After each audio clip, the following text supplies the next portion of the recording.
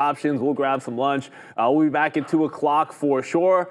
The market's making another fresh low, everybody. That's why you got to watch those headlines. That's why we're live.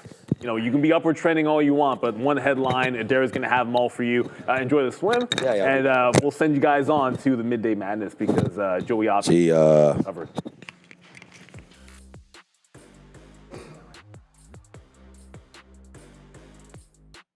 Yo, what's going on, fellow Trader TV live traders? What's going on? I hope everyone's having a fantastic Friday. Very interesting one. It's your boy Joe. Next to me, you know who it is. It's the only one, Obi, right here. How's everything going, brother? Not too bad, man. Not right too bad. Right just, on, man. Just kind of watching this waterfall happening in this market right now. I definitely didn't bring a poncho, so you didn't bring the poncho. I did not bring a poncho. I tried to revert a little bit of Amazon because again that one was relatively strong to the downside. Right. I would say much earlier on, and then that didn't really work out. So. Kind of left that one alone. Chopped around that Nvidia as well this morning. That 145, very interesting action in the pre-market. We like it. Didn't really get too much out of it there. But hopefully you guys are having a solid morning there. And let's get started with some of the midday watches and midday trading here as well. Absolutely. Okay, right after we get back from Midday, we're going to do a little roll call. So to mention here quickly, guys, we did get the Fed policy report. A lot of this is basically what we expected and or what we got out of their statement that came through on Wednesday with the FOMC decision. But basically, they're saying the inflation is still, quote, somewhat elevated. Job market is solid, but that tariffs are weighing in on sentiment. They also said liquidity fell early in 2025, but it's since improved. But they still think policy is well positioned amid heightened uncertainty. The heightened uncertainty is interesting because that wording was missed. Basically, on Wednesday, they said that uncertainty is still a little bit higher than expected, but it's toned down a little bit since their March statement. So interesting stuff. Just be aware that came out there, the Fed policy report. And back to you. All right, guys, let's see who we got here in the chat. It's my boy DJ 2am. What's going on? Robot, my guy Gore, Dijon Mustard, Northwest Sasquatch. Very interesting. Yannick Nesbitt, Jay Lee. What's going on, my friend? Jack, be nimble. Jack, be quick. All right, Jenny Yulta, Fiddlebeck, Other Zinc. Who do we got? Botrix, Omar, Ashraf, Damian Oliveras, God Emperor, Almighty Forefather, Mr. Donald Trump, Paul Vincent. Please say hi to my son Paul, trading with me. What's up, Paul Jr. And what's up, Paul Sr.? How's everyone doing today on Friday? Smokey Love. Hey, yo, what's going on? What's good, my guy says Vernier, Jersey Shore, Jack, what's up, brother? Ronaldo, Tyler Verse. Who else do we got? We got Bluff, Ironside, Affit, Mark Sushi. What's going on? Dane Giras. Okay, what's going on, my friend? And who else do we got in here? A couple more. Protection, Dorothy. What's that, Danger? What's up, Brobies? Yo, what's up, Brodies? No, Brobies with the Brobies. Oh, okay, what's up, Brobies? I get that one there. How lovely not to have the, okay, Susie Fox, what is that? You're going to go on timeout for that one there, unfortunately, but that is okay. We won't put you out there for too long, but you can't say those types of things in the chat. Tyler Smith, who else do we got? Blue Arrow, and then we got shorts versus longs, and I like long this. That's one of my favorite names because I always, when I catch a long, I'm always like, long this, let's go. Once again, I hope everyone's having a solid Friday. It's a nice day out. There was a couple names most definitely in play. Obi, we were talking about some of your circle thesis there as well too. And I was looking for a continuation in coin strength. That was my major focus. It did give it to you a little bit. It gave you a little bit, right? But it's choppy. Triple witching day. So you can see that the market's kind of in a choppy price action before it found a definitive direction there, Obi. Pre-market strong.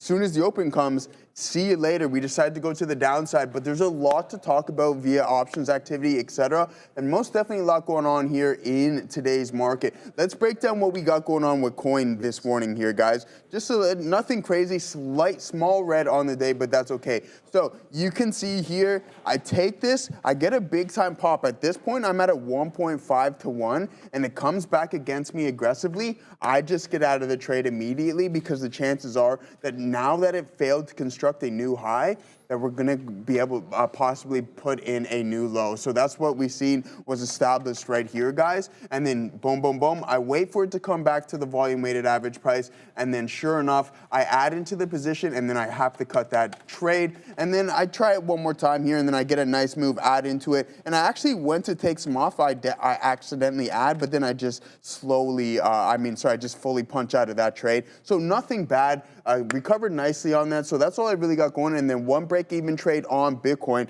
But right now, I'm being patient. To be honest with you, Obi, I like this waterfall type price action because that's going to give me the ability to be patient, wait for some indecision prints at the lows, and then that's when we're going to get that that retracement or possible reversion back towards VWAP. But I think we have to be patient on it this month. Oh, for sure, man. I think that's what I'm looking for. And yeah, shout out to long this. I was trying to long this market here, but yeah, I think that's a great point there. Patience is definitely key. As again, you can see back-to-back candles just straight selling. The reversion on Apple was absolutely beautiful when it kind of came back in through 201 failure to follow through that aggressive strength, and it pivots right at 942. So within the first 15-minute candle close, you start to see kind of sellers kind of stepping right back in, and sellers have not really stopped on Apple since then. We retraced pretty much 100% all the way back down to opening price on Apple, and it's kind of consolidating right there on top of 197. I'm watching it closely.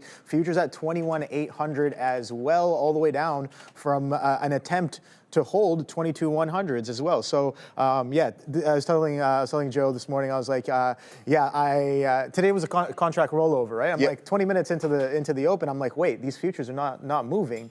And then I had to switch over the contract there. I'm like, okay, I see what's going on here. But yeah, no, aggressive direction across the board here. But there are certain names that are holding up pretty well, Joe, and holding their own. So let's take a quick look at some of those. We know last week some of these payment stocks here, like PayPal, MasterCard, Visa, they all took a little bit of a tanking with that stablecoin news, right? Exactly. So definitely, so naturally, all on my list for today, and take a look at that. Little bit of reversion. This is PayPal from yesterday. So what I did was I just had an anchored VWAP. Leg there too. Yeah, it's nice little consolidation right underneath yesterday's consolidation low. Like these undisturbed prices from when that catalyst came out. You can see that large volume candle. That's in and around $70. Let's just say just shy of $70.50. With that prior day low coming in at $70.19, you can see this current consolidation is holding underneath both of those, I guess, references structures. 70.23 current day high, but again, very distinctly different from the rest of the market here is PayPal. And again, a lot of that selling may be coming in prior day. We're taking a look at, let's take a look at Visa as well. Visa not really looking as similar as it's just consolidating within its opening range here. Let's take a look at MasterCard as well. So MasterCard and Visa obviously looking a little bit closer together, but yeah, I didn't even, I was only looking at PayPal. I'm like, wow, PayPal is doing well here. Seems like PayPal's the only one out of that bunch that kind of reverted a decent chunk of it. And again, of course, Coinbase as well. We saw you just taking a look at this one. I was looking for a continuation as well. That was one of my, look, strong day one, stable coin catalyst, look for continuation above 300 if we hold VWAP. And guess what? None of those conditions were really really met. We're holding 300, but we're not really holding VWAP in any sort of distinct way. We're still trading within roughly, you can argue, the opening range here on Coinbase. So haven't really touched that one, haven't really done anything to it. Two earnings names that were on watch for me. Again, one of them I definitely missed out on. One of them was ACN, which is Accenture. Right here, a little bit of a gap down, continuation off of the open, but gets bought right back up and trading just sideways on top of VWAP there. But SWBI is the one that I was talking about. And I really wanted to take a shot at this one, but Smith & Wesson, a little bit of a gap down, and then continuation, VWAP hold, beautiful. Sellers just on board. You can see that nice, even the volume hasn't really dwindled that much as we've had that nice strong direction. And of course, we've had market tailwind alongside that as well. So Smith & Wesson brands to the downside, beautiful continuation off of a gap down off of their earnings. Again, so earnings was a bit of a miss. On that one. I did not pull the trigger on that one, unfortunately. It might have got jammed there. Yeah, but, you got jammed up. Yeah. Jam. Jamming that hesitation. But, that's what I'm watching as of right now. But yeah. we'll see where the next trade is. Got to have patience, and if you don't have patience, then what are you really doing? Then what are you really doing? You're being impatient, I think, if you don't have any patience. All right, guys, I think there's some real important stuff to look at here. So I posted this on X the other day, and one thing I want us to note here is look at this size right at 102. All right, so keep that in mind. This is just a screenshot of the options chain, obviously, open interest, etc. So one thing I want to note is look at the size 102. If you want to go add your boy at Trader TV, Joseph. But then I want you to take a look at the size today on SPY at that 600 strike price. Drastically cooling off, all right? So a lot being closed at the open. I mentioned that before, but that's a pretty large wall. So leading into today's session, there was a couple underlying assets that I wanted to focus on and then possibly look for the shorts. I did miss out on them, focusing on coin, but I'm happy with what I decided to trade this morning. So you can see 600, there was 64,000 current open contracts. And then on Wednesday, we had 102, so that's just a little bit more, but almost cut in half right there, guys. So keep an eye out on these things. Call and put walls are massive when it comes to trading. It can tell you a lot about where the market's thinking in a possible direction. We've gone over multiple occasions where we had the opportunity to short stocks like NVDA during earnings when we've seen high levels of open interest at certain concentrated strike prices, and that's the exact same thing that we're seeing here displayed on the SPY in the overall market. So that's exactly what I think is really key, and it adds a lot of dynamic to your game, your trading game, that is. So yeah, just make sure you guys keep an eye on that stuff. So 145 on NVDA. Actually, I'm going to pull up the NVDA one as well too here, guys, to see if this one's increased. So no, 150 has cooled off. So again, coming into at Trader TV, Joseph, go check your boys out. I'm posting this stuff. So there you go, 150 on Wednesday, 200,000. That is now cooled off to about 120 to 130,000 current open contracts. So that's why at the open, you see that volatility and that volume spike, right? It's just a lot of exchanging going on. So yeah, really good look. Helps with the trading a lot. When you have the ability to identify large call walls, then you can just base some shorts off of that. Any pop that you're getting, it's like, okay, let's look to fade this. I didn't take advantage of it today, but we have in the past, and we're going to continue to do so because there's going to be plenty of opportunities to come ahead of us, all right? So coin, see, one thing to note, I like that you pointed out coin there, Obi. It is holding 300 relatively well. Let's pull up the chain on coin to see if there's any form of put wall. And it's like, hey, yeah, this is why we have a base here, okay? So we'll take a look at this. If there is anything at 300, then we can use this as a specific level to gauge. And I'm not seeing anything drastic. There's only 1,100 open contracts at 300, but it's still holding up relatively well. Solid look here. Rest of the market tanking, but we're holding up strong here in coin so far, Obi. Yeah, I mean, here's the thing. We've printed our first 15-minute candle that's green on both the ES and the Nasdaq. Interestingly enough, I was like, okay, all right, cool. I want to take a shot at this potentially. I like the TQs here, maybe potentially for a reversion back up into VWAP. VWAP sitting at, where is that at? 73.66 is as of right now. But again, we've seen kind of curls like this a couple times here. And yeah, 1, 2, 3. Shout out to my boy Elliot. We're going to see if this third wave can bring us in a little bit closer to VWAP here on what? Tyler Verse saying that 2.2 million on TQ, right? What do you mean? Was that an order that maybe potentially missed here? I do have my size here on the level 2s, but on the tape I don't really see a large order there. But yeah, we'll see. We'll see if we can hold the 72 halves. See if you can hold 72s. A little bit of a reversion here, but yeah, market is maybe potentially showing the first sign of a bid after we kind of waterfalled there. But again, it's a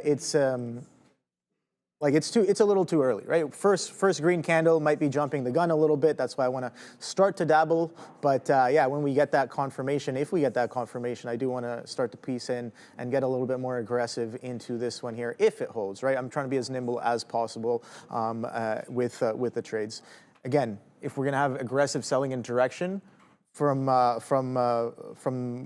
the markets today, again, you have to remember that, again, was it quad witching on the day today. So the close might be interesting as well. Very interesting. So you might want to save some risk and some mental capital for some of that as well. So being patient, letting things work out, and when they don't, keeping it light and tight as possible. Apple here, maybe potentially as well. First green candle on the 15-minute. Let's see if we can push through that 198 circle. Got eyes on that as well. The reversion was absolutely beautiful. Short off of the open was great. I didn't really get involved just yet. But this secondary kind of reversion to VWAP, pretty nice. 230s pushing back again. So let's see if we can push through some of these highs. Again, we talked about it being one of the craziest IPOs I've definitely seen, and that continuation and the hype around this this ticker has definitely been kind of shown within the chart and the price action. Let's see what Adara's up to. An eye on Gorilla Technologies here, GRRR, G-R-R-R. This is another earnings play. Nice bull flag forming for this one. Near day's highs. They had earnings as well on Wednesday evening. Adjusted earnings per share actually down on a year-over-year basis. Sales, though, up significantly on a year-over-year basis. It's got about a 7% short float, about 8 million shares traded on the day, $500 million market cap. So some quick stats here on a small cap runner, an earnings play, GRRR. Back to you. At Adara. So yeah, this is what I got going on here, Obi. Just basic TA. We sit on the backside of this trend right above the volume weighted average price, and I think there's going to be a potential long right here. So you can see that we're consistently forming these lower highs. Yeah. Now you got to wait to sit on this on the backside of this. One thing to note is that the volume is really starting to cool off there, guys. All right, so just be patient. I think this name is really, really strong, right? I don't think we're just going to disregard what we've seen from the other day. Like, this is a monster move, and I get it. Things need to consolidate. We can't just go up all the time, but this is a big time catalyst here in coin. And then now I believe that we're going to get a continuation in the strength, considering how the overall market was selling, and then it held up relatively strong. I mean, it was knocking on the door of 300 multiple times and just didn't have the ability to breach and hold. So now you form this almost double bottom right here. You can see we have multiple touches at that specific 299.26 level. So I think there's going to be an opportunity to get involved in this name. We just have to be extremely patient and wait for that precise opportunity. And I think it's about to come and display itself. So I'm looking forward to see if we can get a hold here, any form of a pullback. Grinds, you got to, for me personally, being a momentum style trader, grinds need to go smaller, right? So in the first hour and a half of the market, it's like, okay, boom, boom, boom, you're pushing your size because you're getting those momentum style plays. But then in the latter half of the session, and then when you get to the 11 o'clock hour, lunchtime, things are a little bit cooler, and it's more of a grind. So with that being said, going to be patient, retest of the volume weighted average price. Anything south of VWAP, I'm going to look for a possible entry. If we do front run this and then end up getting on the backside of the trend that I was just explaining about earlier, then we can add into this position and look for that move and that break of the higher day. Or it might just say, you know what, Joe, that game plan sucks, and we're just going to go without you. But yeah, we're going to be patient on this one, Obi. The market looks like it wants to take another leg lower here. Yeah, I really not like lower, that pull back in. But. Yeah, it's starting to pull back a little bit here. So we didn't get quite to VWAP, but I'm going to be patient on that thing. One thing that's not overly hot today is Bitcoin, and there is some worries that I have about this name right now because of how we form it. Almost a borderline double top, and then now we're starting to form a shelf. And I'm not a big fan of shelves because that usually tells me that at some point we're going to get a fairly aggressive pullback. So I'm going to be patient on this one. Bitcoin, I did look for a long as soon as it came back to my break even. I just hopped out because I'm like, it's not going today. So yeah, we'll have to avoid that. But we got DTWD with a $2 super chat. Joe, what's your thoughts on MSTR? Love you, bro. Love you too, man. I appreciate that. Let's pull up MSTR and see what we got going on. See, one thing to note is that MicroStrategy is in Bitcoin. And I understand that, okay, if you're looking kind of for a double-edged sword where you're going to get the appreciation in Bitcoin, and then you look for that to kind of add into what MicroStrategy can do from an appreciation standpoint. But for me, if you're looking for a direct exposure to Bitcoin, it's just either best to go to the underlying or one of the ETFs like the Grayscale and IBIT as well too. So keep that in mind. Not looking too good here. As you can see, we're starting to curl over towards some key support levels. So just keep that in mind there, guys. MicroStrategy is not Bitcoin, but if you're looking for that double-edged sword, then this might be your style of play right there. Yeah, I think that's a great point there, because again, there's one asset, there's one vehicle that has proved itself time and time again in the crypto space. Yep. And that is straight up Bitcoin. So if you want to take that trade, I think it's safe to say that you want to kind of look at Bitcoin there as well, and kind of make that your main focus. And then again, I was kind of talking to a couple of buddies as well. I mean, we've been holding XRP, ETH, and some Bitcoin as well for the longest time, and the percent moves on Bitcoin almost always kind of outweigh everything else. In the long run. And then even some of the ETH is like kind of just like it's kind of like dwindling. It's lagging behind. Yeah. Whereas Bitcoin itself is almost double, triple the amount there if you kind of measure back to where we may have participated in each one of these. 230 coming up here on Circle. Let's see if we can get through that day high. 235s.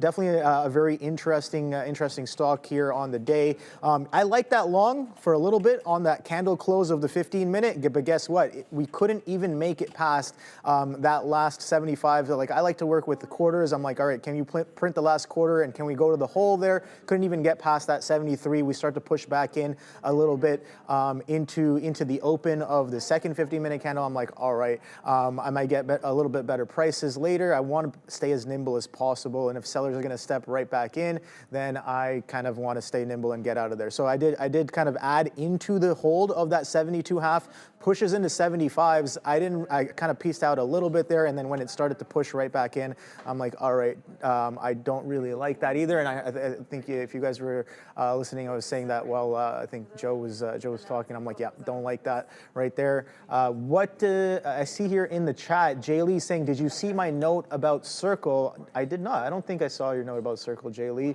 Let me try to see if I can scroll back and see anything on that. IONQ is another one that I have on watch. Other than Circle. Circle's definitely on watch. I have it here on my screen, but let's take a quick look at IONQ. If you guys have been following some of the news on this, what's happening? I punched coin, and then it just got a big pop. Nothing crazy. Yeah, push like off of your oh boy. Push. Yeah. Someone's locked into that order flow or what? Yeah. Maybe. Hopefully. I mean, that was a massive pop. Like, as soon as I punched it, it's like boom, boom. I'm like, oh wow, okay, maybe you punch a little bit more, but no, sorry, continue. That's funny. I was looking for my chart here, so we can take a look at IONQ. So if you guys have been following up on the news, let's see, Jay Lee chiming in about the Circle. So in my honest opinion, is way overpriced. Normalized EBITDA, yeah, of course, it's overextended, and I think a big trade off of the open today was that short, and a lot of big players in the space definitely talking about Circle and how to potentially trade that one on the day today. And I think part of that trade was options, right? You can if you're kind of looking at some of the chains coming into the day today, and then looking at the something overpriced, like what's the mispricing that's happening there. There's definitely a little bit of mispricing, but again, you want to be a little bit careful and make sure you're on the right side of the move as well. Nice, beautiful flush off of the open. So if you had that idea and you short, so Jay Lee's saying I'm shorting Circle over 230. So yeah, I like that. I think I'm going to be patient as well. I want to really look for some sort of capitulation, some sort of exhaustion that kind of comes in. We may have got that in the pre-market. I have no idea. But again, not really fulfilling any of my kind of thing for capitulation there. So it seems like the TQs might be catching a little bit of a bid. So you know, I do want to participate a little bit, but definitely significantly smaller than I was before.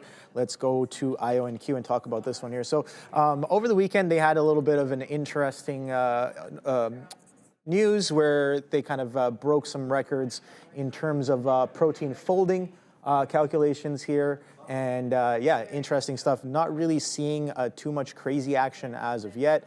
But again, you see that nice little buildup. We've been stepping up. We know this is a name that also kind of has run in the past pretty crazily.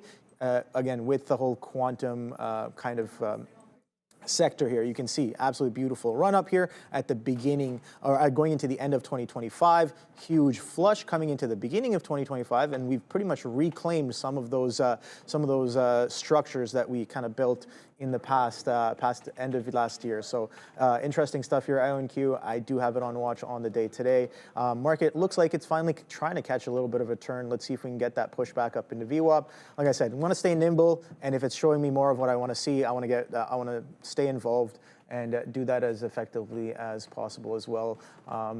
Seems like the SPY is turning alongside as well, so I got a little bit of confluence. IONQ, as I'm talking about it, making some fresh highs on the day as of right now. Current high is the day high right now, so 40 38s, 40 44s as of right now. Again, getting that push with the market potentially turning around as well. So I want to pack my patience. Let me know what you guys are trading in the chat. I want to take a look at some of those as well. A lot of opportunities in this market. How many of you guys had the short? That's what I really want to know. Yeah. How many of you guys had the short off of the open? I'm seeing a lot of people. Had that was absolutely beautiful. I'm seeing a lot of people in the chat asking me questions about puts on Circle. So yeah, I'm curious to see who had that trade, Obi. Yeah, what are those chains looking like? Yeah, we'll pull up the chain on that.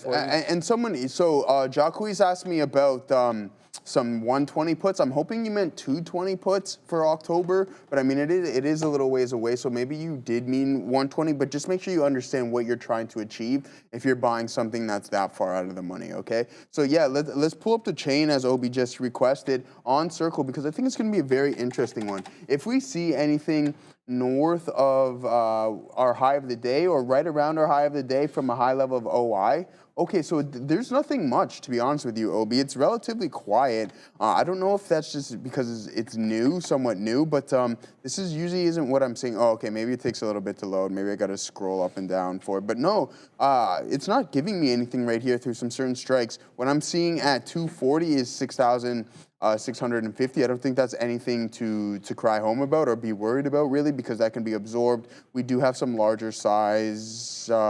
We do not actually have any larger size elsewhere. So yeah, I mean, from an OI standpoint, and you can see there's volume issues as well too. So not the most liquid options vehicle, but again, 120, that's quite out the money. Just understand what you're trying to achieve. If you did mean 220, then that's a different story. But if you actually mean 120, then just make sure, oh, okay, so yeah, you're really bearish. So yeah, just make sure you understand what you're trying to achieve when you're selling that far out of the money. You're not necessarily looking to gain intrinsic value, so that's essentially the difference between the strike price and where the current value is. Obviously, once you are in the money, you're just looking to gain time value, all right? So that's the October. If it tanks, then you get a big move to the downside, then you will be able to grab some extrinsic value, and that's where a lot of the options value is derived from, all right? So Circle's options chain are expensive, yeah, because of the volatility, right? Like the at-the-money IV on this week's expiration cycle is at 350%. That's insane. So you're paying extreme amounts of premium for that volatility. And then if the volatility cools off, then you're in trouble, right? That's what I refer to when we talk a lot about earnings plays, is that the options market is already pricing in this volatility. And that's why when you're straddle, strangle, or even long calls or puts, it's so important that you exceed that expected move relatively quick. And that's going to be on the earnings announcements, because usually day after day, that's when the volatility starts to decay, all right? So now I'm not trying to steal Neil's thing with rapping a little bit right there, but you know what I mean? Yeah, I said day after day, volatility decay. You know what I mean? So yeah, hey. Oh, come on. You can't drop 2 bars and be like, I'm trying to be like, I'm not a rapper. What do you mean? Yeah, 2 bars. Yeah. We dropping bars? What is this? You gotta go at least. Midday? You gotta go at least 200 bars deep. Bro. That's it. 200 bars. 32 bars. No. That's a lot. We should do that. Maybe freestyle rap battles on Trader TV, 100 bars. I'll pass. I will judge that. All right, I won't be involved in that because you don't want me to. Because I'm hardcore with it. But I'm obviously joking. Hardcore with it. Yeah. No, I know Neil would probably. His was 230 on that circle there. Yeah. So you know what's funny though? We'll get break. So I'm gonna add into this coin trade. But Adair, I watched the XXX Tentacion documentary last night. and it was actually really good. All right, bang, we added into that. Yeah, I really liked it. So here we go. We're adding into this. I like his music. It's a very interesting story. But here we go. We're adding into this circle. We're going to be, coin. We're going to be looking to break through some key resistance zones. That pullback was nice. It was what I wanted to see displayed. Am I a little bit late on this add entry? Yes, but I believe if we're going to head on this trajectory, then we are going to head towards that high of the day. I want to pull up the options chain one more time here before I send it back to you, Obi, on Coin L.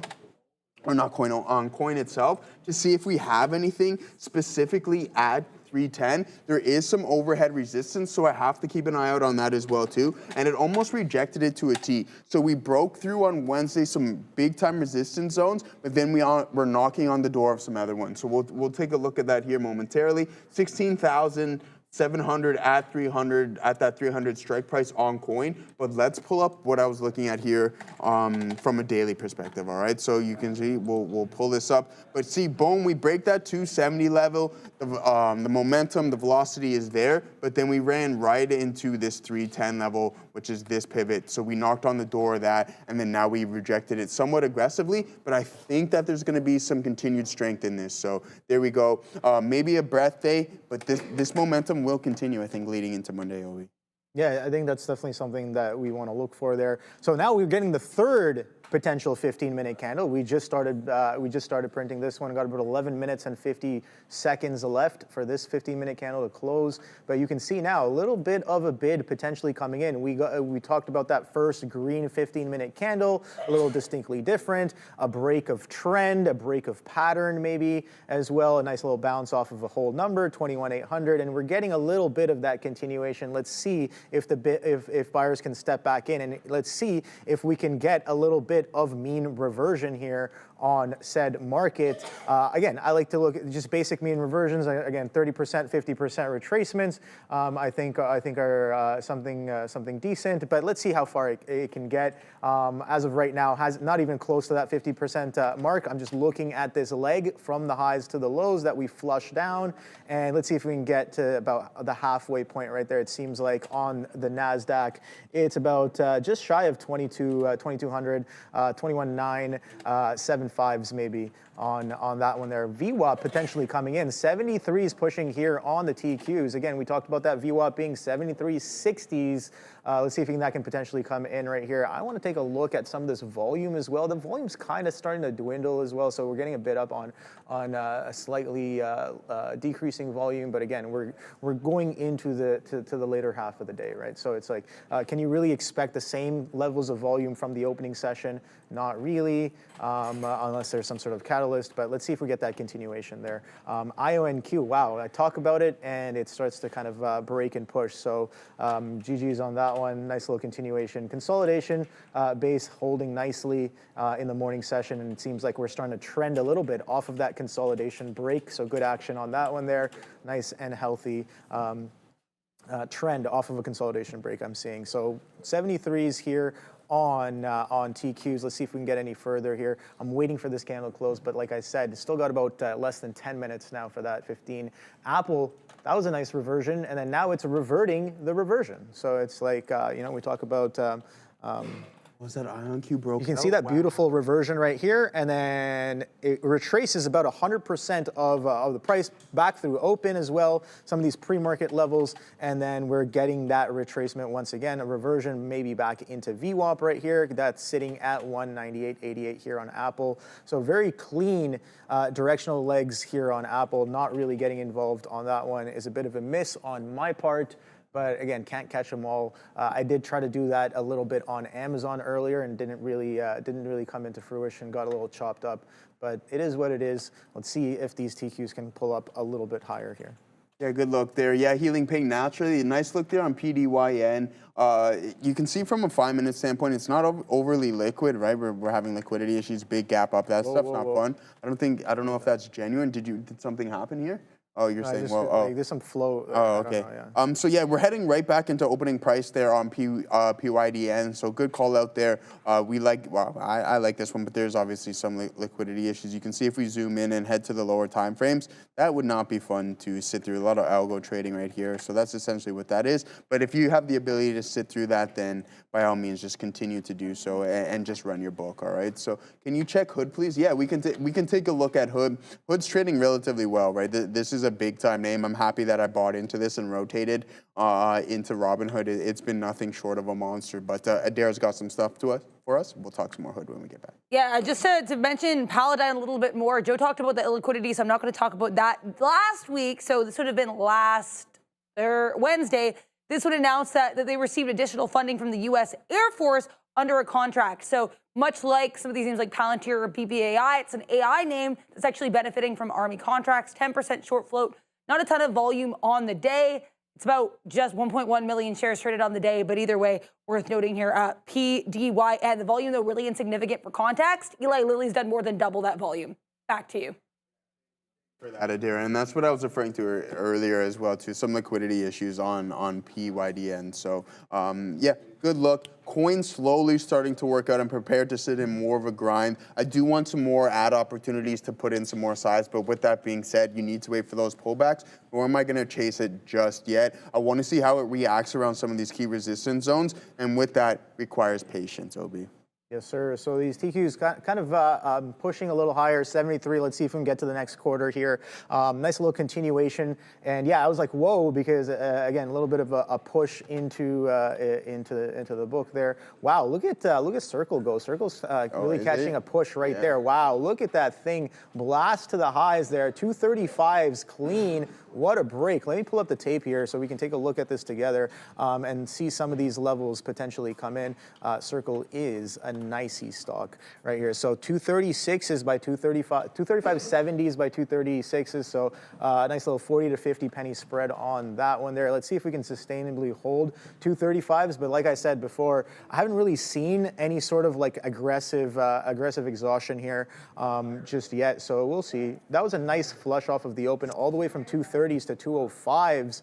I think 206s and change. I think that was the low. Not quite sure. Let's make sure what that low specifically is. 206.17. Yeah, that's what it was there. So 206.17 low there, all the way back.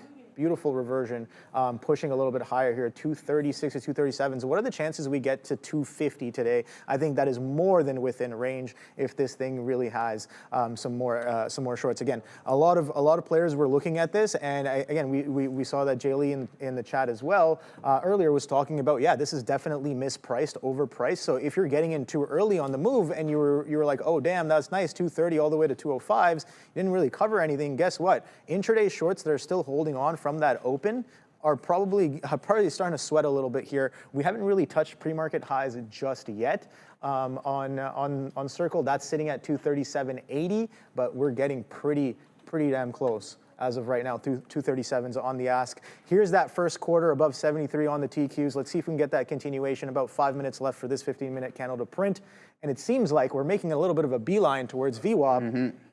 The reversion might not be as mean as people think. Ooh, okay, you're still long the TQs. Nice, Obi. I got back in.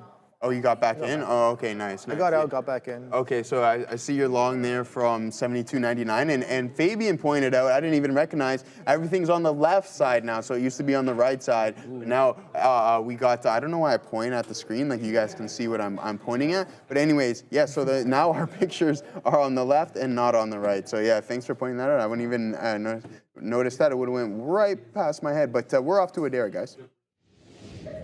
Sorry about that, guys. Here's AAOI. Sharif's not here, so I'm going to talk about some of these small caps I'm seeing on my scanner because AAOI here are applied optoelectronics. Great push here, almost buy program like action, constant green candles. I couldn't find any news on this one, but it does have a 20% short float, and again, steady grind to the upside. So if you are a small cap trader, AAOI could be one to look at, though. It's definitely to the upside here. Back to you. Good look there on AAOI there, Adara. You know, we know Sharif would be trading that one. Let's take a look at it. AAOI applied. So yeah, I mean, a big time move, guys. Let's take a look from a percentage metric. What we are up on the day. I mean, we're not going to count the pre-market or anything, but 13%, a nice cool 13%. I'm sure a lot of individuals will take that. Coin is just continuously grinding up higher here, guys. 36.40, I'm not taking anything. I'm looking for a pullback, and then I'm going to look to add at around 36, all right? Because I want to make this position significantly longer, and I'm also going to hold for that break of the potential high of the day. If we're heading in that direction, someone has a specific objective, and I want to participate on that, all right? So I like this recovery. Double bottom near the lows here on coin. So we had multiple touches here, guys. That was a wick around this area. I mentioned it there on coin, and then now we're double bottoming, break through the volume weighted average price, heading towards the key resistance zone and a key pivot. So let's see if we can head towards that high of the day, and I think that's going to be the primary target here for me on coin. But the quantum space is really running, and I like that you pointed this out earlier, Obi, is IONQ. Look at wow, that. Oh. Yeah, a nice bull flag I was talking about here. Oh, this move here is like a nice consolidation, and then as you punch through some key resistance zones, just look at the volume profile really just pick up and that move being sustained. You can go across the board on some of the names here. RGTI started to break out as well too. A nice move on RGTI. Then we got QUBT. Again, a nice move on quantum computing. And then did I just hear QBTS? Yeah, QBTS. I had that one up there. QBTS. There's also ARQQ as well, which is kind ARQQ? of like, it's I think it's an ETF. Okay, the ARK, is it the ARK Invest?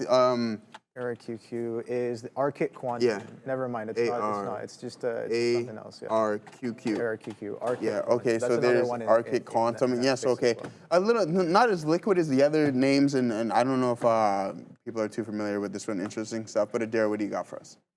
What I have here, guys, is the Nasdaq on watch. We have some comments coming from a top general in the IDF. Of course, that's the Israeli military, saying that the IDF is prepared for a prolonged campaign. Meanwhile, Iran apparently arresting some foreign national agents as well. So just tension here in the Middle East is continuing. And back to you.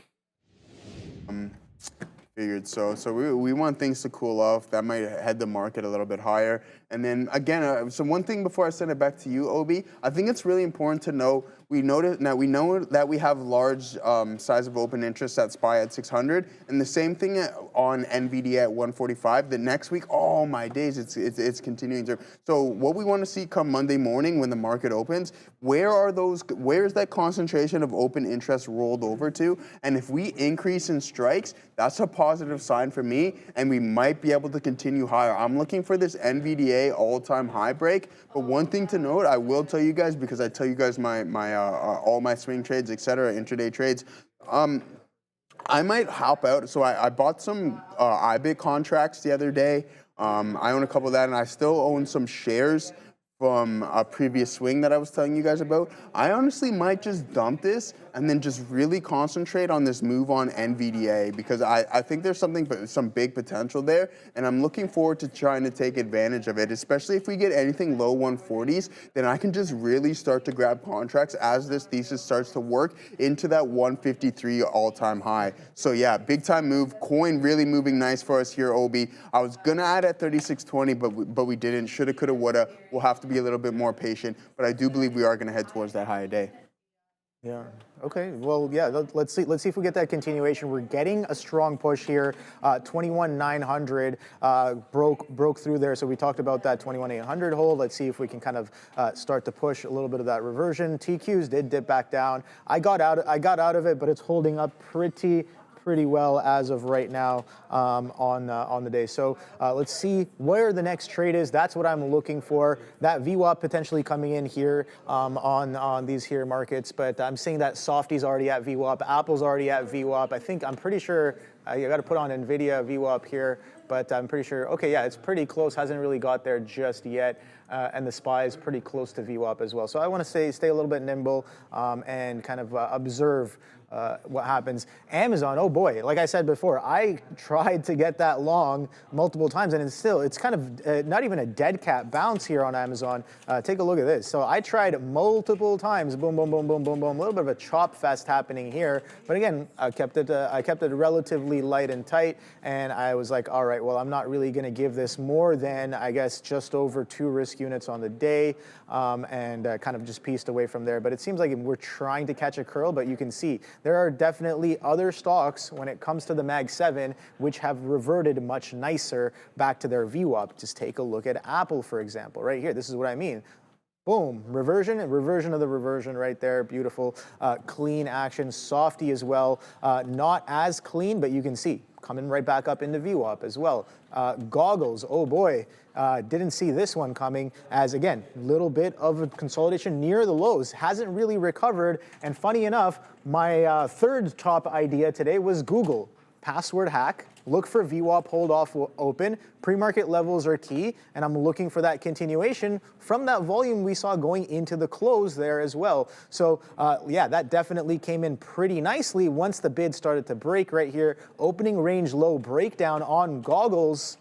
You can see that consolidation 173 for that continuation, nice puke action. So more of the same from what we saw going into the close on Wednesday there on Google. So let's see what that one has in store. I definitely missed out on that one. Oh boy, a little bit of a flush coming in here. 240, is that a 240 false break on Circle? We'll have to be patient and wait and see, because again, nothing too crazy to suggest to me that again, this is ready for what I'm trying to do to the Circle. So we can definitely circle back to that one when it's showing me what I'm looking for. We don't want to run in circles there, though. I don't think. Oh yeah, exactly. You don't want to run in circles. Run in circles there. I was trying to hit this actually, to be honest with you. Okay, so a big time move down. Yeah, there we go. Boom. Big time move down in coin, guys. I think this is going to be a good ad opportunity.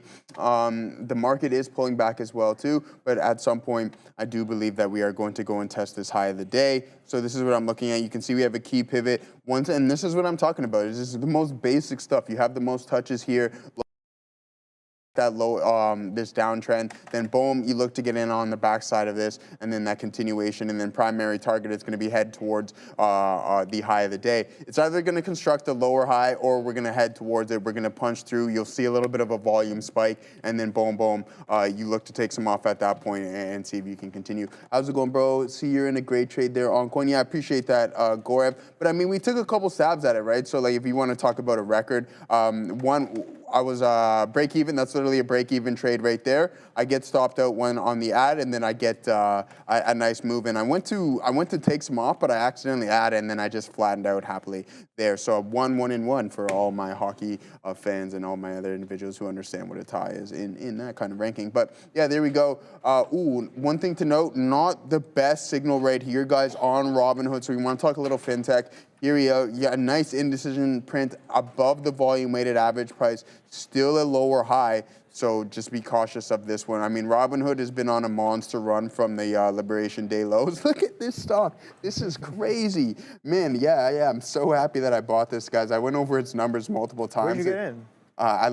My average is like 38, just under. Oh, beautiful. Yeah. Great, So, great trade, yeah. Dude, and the thing is, though, Obi, is that, okay, I caught a lot of heat when I sold Tesla at the lows, but I'm like, hold on, no, I got to allocate this cash. Considering I dropped the ball on that Tesla, on Tesla, I need to get into something that I really like, and that was Robinhood. So I'm happy that I rotated into this. It's been treating me relatively well. I mean, they're really starting to expand. They're going over in Europe now. The accusation of WonderFi. So, and again, the gold member, just consistent increase in growth from a user basis, options activity, crypto activity, margins account, etc. So really good look here in Robinhood. I like this name. I would like to add some more, but unfortunately, I'm not going to chase it all the way up here, even though it could continue to appreciate. So this is Robinhood for me. Yeah, I'm going to call it Sean's Palantir. All right, so that's what Robinhood is to me. Is Katina Mann's Palantir, which has been on a monster run as well too, from the Liberation lows, over 100% there, 110% off of those April lows there, Obi. Yeah, I'm looking at some of these charts. Again, you look at it on the weekly, you can really start to grasp the magnitude of some of the price action here, and we have definitely traveled quite a distance just within the past couple of years here on Palantir. You can see the strongest volume bar, funny enough, coming in on the first earnings report coming in on 2024. So maybe that Q4 23 earnings coming in, and you can see that strong volume candle, and that reference low of that week never gets taken out. That's sitting somewhere at what is that? Just shy of $16, $17 right there. Yeah, currently trading at 138. Oh boy, what a trade that was. This 15-minute candle currently, we've got about 8 minutes left. You can see, oh boy. You can see that we're pulling back aggressively a little bit here as of right now. So again, it's a good thing I was staying nimble with the TQs. And again, if we pull back a little bit more, hold a higher low, I'm more than willing to re-engage on that one. But again, trying to stay nimble and tight as possible for now. Let's see, where is the next trade? Let's take a quick look at what some of the volume leaders on the day are doing here. Let's go to a 3-minute chart. Again, how much you want to bet Circle's going to be on there? How much you want to bet? Well, obviously Tesla's almost always on there, and I guess maybe some CoreWeave. I'm curious to know CoreWeave. We haven't really looked at CoreWeave yet, but let's see what the top runners are today. Ooh, innovative eyewear, Lucy. Maybe is this running on that potential Meta glasses run? I don't know, because we know that news. It is not. It has its own story just about glasses. Okay. In general. All right, so it has its own story about glasses, but interesting timing on that one. Alongside with that, I think it was Oakley's and Meta pairing up for their Meta glasses right there. So cool stuff. One of my buddies. Or is it Ray-Ban? I think it's Ray-Ban. Is it Ray-Ban? Yeah, I think it's Ray-Ban. Ray-Bans or Oakley's? I don't remember. Oakley's is the new one. They already had. Okay, they had the Ray-Ban. They had so Ray-Bans. the new one, Yeah. So funny enough, my buddy, I hadn't seen him in a while. And we went to high school together. He's basically we grew up together. We're neighbors. A couple days ago, I was just doing some yard work there, and he comes up to me. He's like, "Notice anything different?" And I'm like, "Yeah, you're wearing glasses." And he's like, "What about them?" And he was wearing the Ray-Bans, the Meta ones, and he was talking to me about how they're so cool and how he's kind of testing them out and stuff. So I've seen them in real life. They seem pretty decent, pretty fun to have, but maybe in something I wouldn't really go out of my way for getting. But he's always what's the word for people who always adopt new technologies? I'm forgetting. Yeah, early adapter. But there's a specific word that I'm looking for. But yeah. Anyways, so yeah, those glasses coming in hot here. I guess Lucy catching a little bit of that bid as well. Oh boy, there goes the bid on the market as we're pulling right back in. So yeah, the reversion didn't really revert. So I'm glad I stayed as nimble as I could on that. Took a little bit of a piece off there, coming back in through 73s. Let's see if we can make any sort of a distinctly higher low for that push to come in. Otherwise, I think that sellers have already kind of shown their hand in the morning session, showing us who's in control. And if they choose to step back in, I do have to be very respectful for that. There's Circle right here. So 241.50s. I didn't know they were called Circle Internet Group. Nice. 241.50s, currently day high there on that one. Tesla, oh boy, wow, look at this little flush. Again, we gapped up on Tesla, and yeah, I bet a lot of people were looking for that prior day high, for that continuation on Tesla, but guess what? It kind of grabs some of those highs and then breaks this beautiful consolidation. Look at how long we consolidated in this pre-market here. For almost an hour and 45 minutes in a range between 238, 239s and 237. So about a 2 to 3 point range right there. Consolidating on something like a Tesla for over an hour, 45 minutes, and then you get that shake and bake slam off of the open. Sure, the long was great for the scalp, the short coming in pretty nicely as well on Tesla today. So interesting stuff. I know a lot of people have been talking about Intel. Oh boy, that's an extended leg to the downside. Beautiful reversion. Probably didn't get back to VWAP. Yeah, right there. Reference price for this volume coming in. I don't know if this was news, but this might have been that TSM 1039. I'm pretty sure that's probably that TSM news that came out right here. Yeah, so Neil's saying, yes, that's exactly when that was. You can see we're technically making a lower high underneath the consolidation right before that news came out, and that's underneath VWAP as well. So maybe a little bit of a continuation. We definitely have market tailwind on our side as well. So if anyone's looking at that, that's potentially an idea. And again, you can have all the best ideas in the world. You don't have the right execution, then it doesn't really matter. So that's something to keep in mind. Warner Brothers, not really interested in this one. SRM, that's interesting. What's SMR doing? I want to know. SoFi was a little bit in the news, but yeah, interestingly enough, nothing too crazy here. But yeah, let's take a quick look at what was the stock I just mentioned? SMR. SMR, yes, thank you. I'm SMR, glad that happens to you too, because I do that all the time. Oh yeah, I'm just like, it's so funny. Like in my head, I'm like, I'm a very visual person, I'd say. A lot of times I may forget the name of the stock, but I'm like, if I'm thinking about it, I'm like, yeah, that's what that chart looks like. I know what it's been doing over the past couple of days.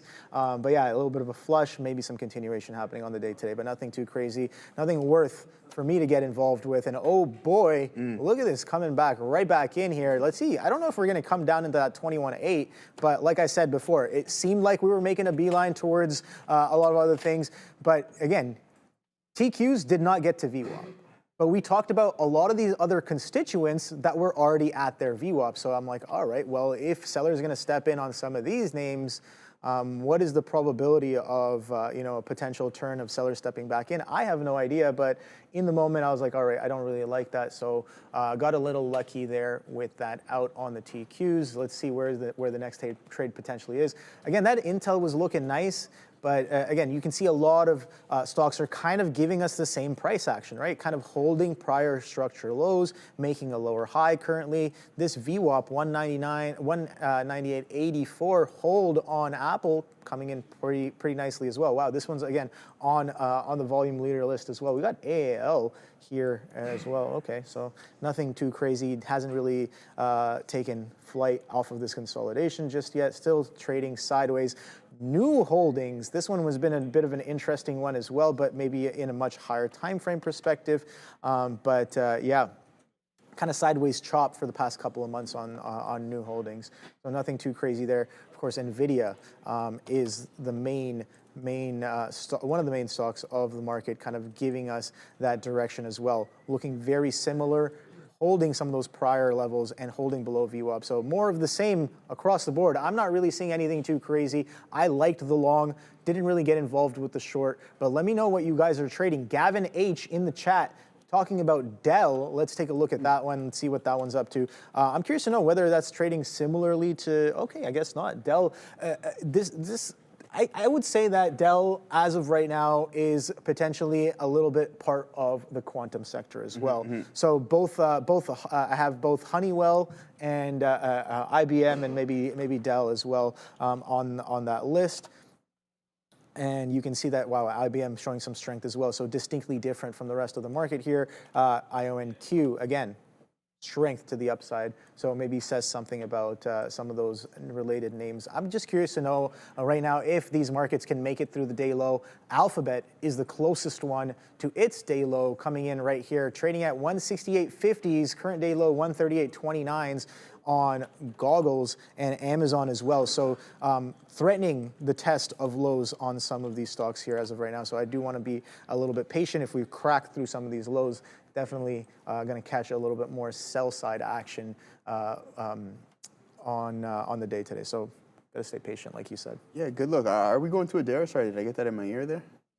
Okay, yeah, all good. So there we go, guys. I added once again here. Onto this coin. I wanna add again here just because I'm just feeling that type of way here today, Obi.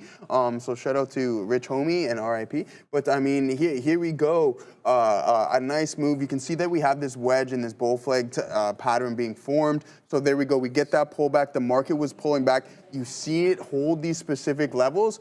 Strong stock, not selling as aggressively as kind of the pack around it, then that's when you're going to get those add opportunities at these lows. So there you go, entry one, double it up, and then I add another 33% right there. And I want to add some more right now. And I mean, if we get any form of a bounce in the market, I think it's going to start to send Coinbase to the top side. And then that's when I want to start to participate. I'm going to be patient on this one.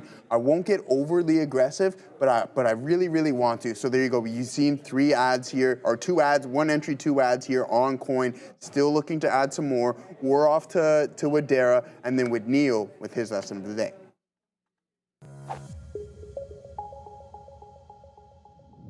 Keep an eye on some of these oil planes here. Here is INDO. You could look at USO or Oxy. Apparently, a journalist for The Independent on X just posted here that Israeli warplanes have struck the oil refinery in Avaz. So keep an eye on these oil plays. Looks like we still have some tension here in the Middle East. The Nasdaq this morning was quite the look. Same with the S&P 500. We had this nice push pre-market extending into the open. Then we give it all back. Little bit of a bounce up into 528.50 for the Nasdaq, but they cannot hold on to this level. So what happened here? Well, we did have that drop as we have some reports from the Wall Street Journal suggesting that the U.S. is considering getting rid of some of these chip waivers for China's allies. Now, what's worth noting is here, I actually read the report. It only says that one man is telling global semiconductor companies that he specifically wants to get rid of it. Now, he apparently works for the Trump administration, but we don't have his name. So this story, I would like to see more details here for some more context for the market. Not a fan of this story. TSM dropped to the downside once we got that report. Keep an eye on a lot of these earnings names as well. One of these small caps we haven't discussed as much as GRRR. Breaking down a little bit here, but still a nice push to the upside. Gorilla Technology with earnings. We had ACN, Accenture on earnings. DRI, Darden Restaurants here with earnings day one. Smith & Wesson, SWBI, as well as Kroger, KR, and CarMax, KMX.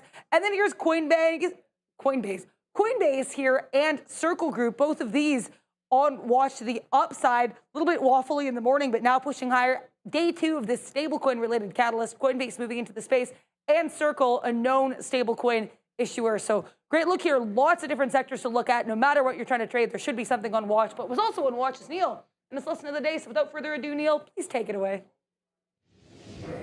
Thank you, Adara, and timely, because this has to do with the news. What are you going to do when the news comes for you? You got to switch it up, and sometimes that's just how it is in the market. But the first thing you got to think about when there's a big headline hits is maybe the basics or part of your trading plan can help you with where to flip, how to flip, where to get in, what to wait for, because you've already done some legwork sometimes on the symbols that are going to be in play. And when we're talking about the chip headline that we got right around, that came in right around 10:30 or so, this was the case. I was taking only longs, a failed long breakout on NVIDIA that I played back into the prior high for an out, a dip buy into the 145 where we talked about that consolidation that was in the pre-market. So there was a dip, that worked. So I was sitting 1 for 2 on NVIDIA and taking another dip that held 145, and I took the consolidation long above. Now I had a stop in when the news hit,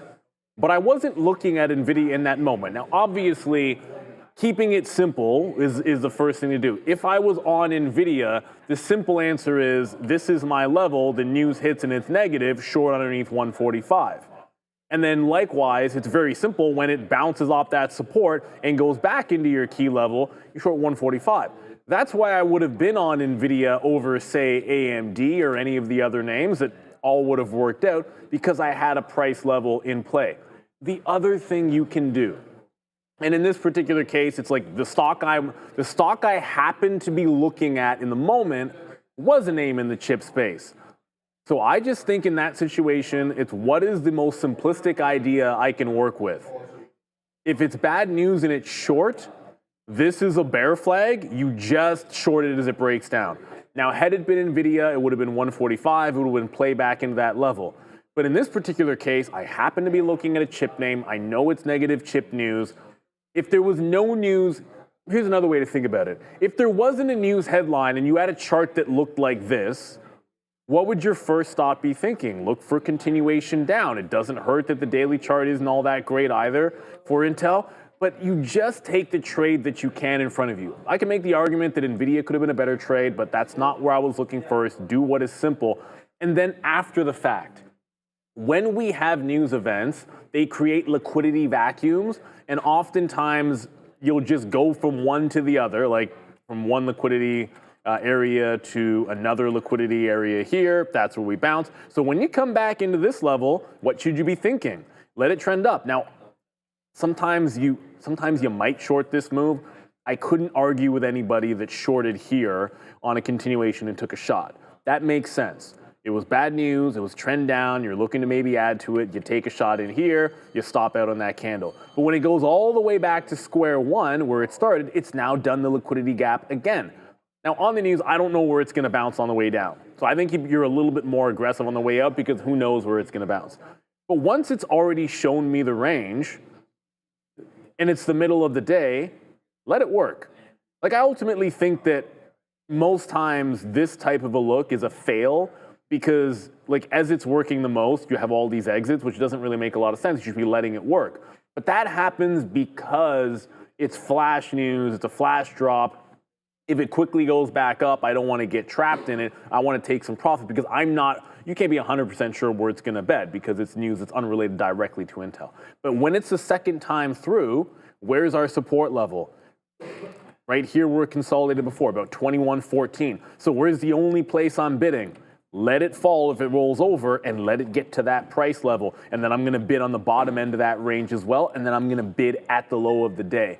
Because when you have news, you get these important levels that get put in. So once you're trading that stock, you have a better idea of where you should be executing in terms of entries and exits. Like, great, go play with the momentum, but on the way back, you have a little bit more information to be more precise. But that only happens if you pick something adjacent to the news or related directly to it, get in and start trading it. It could have been NVIDIA, it could have been AMD, it ended up just being Intel for myself.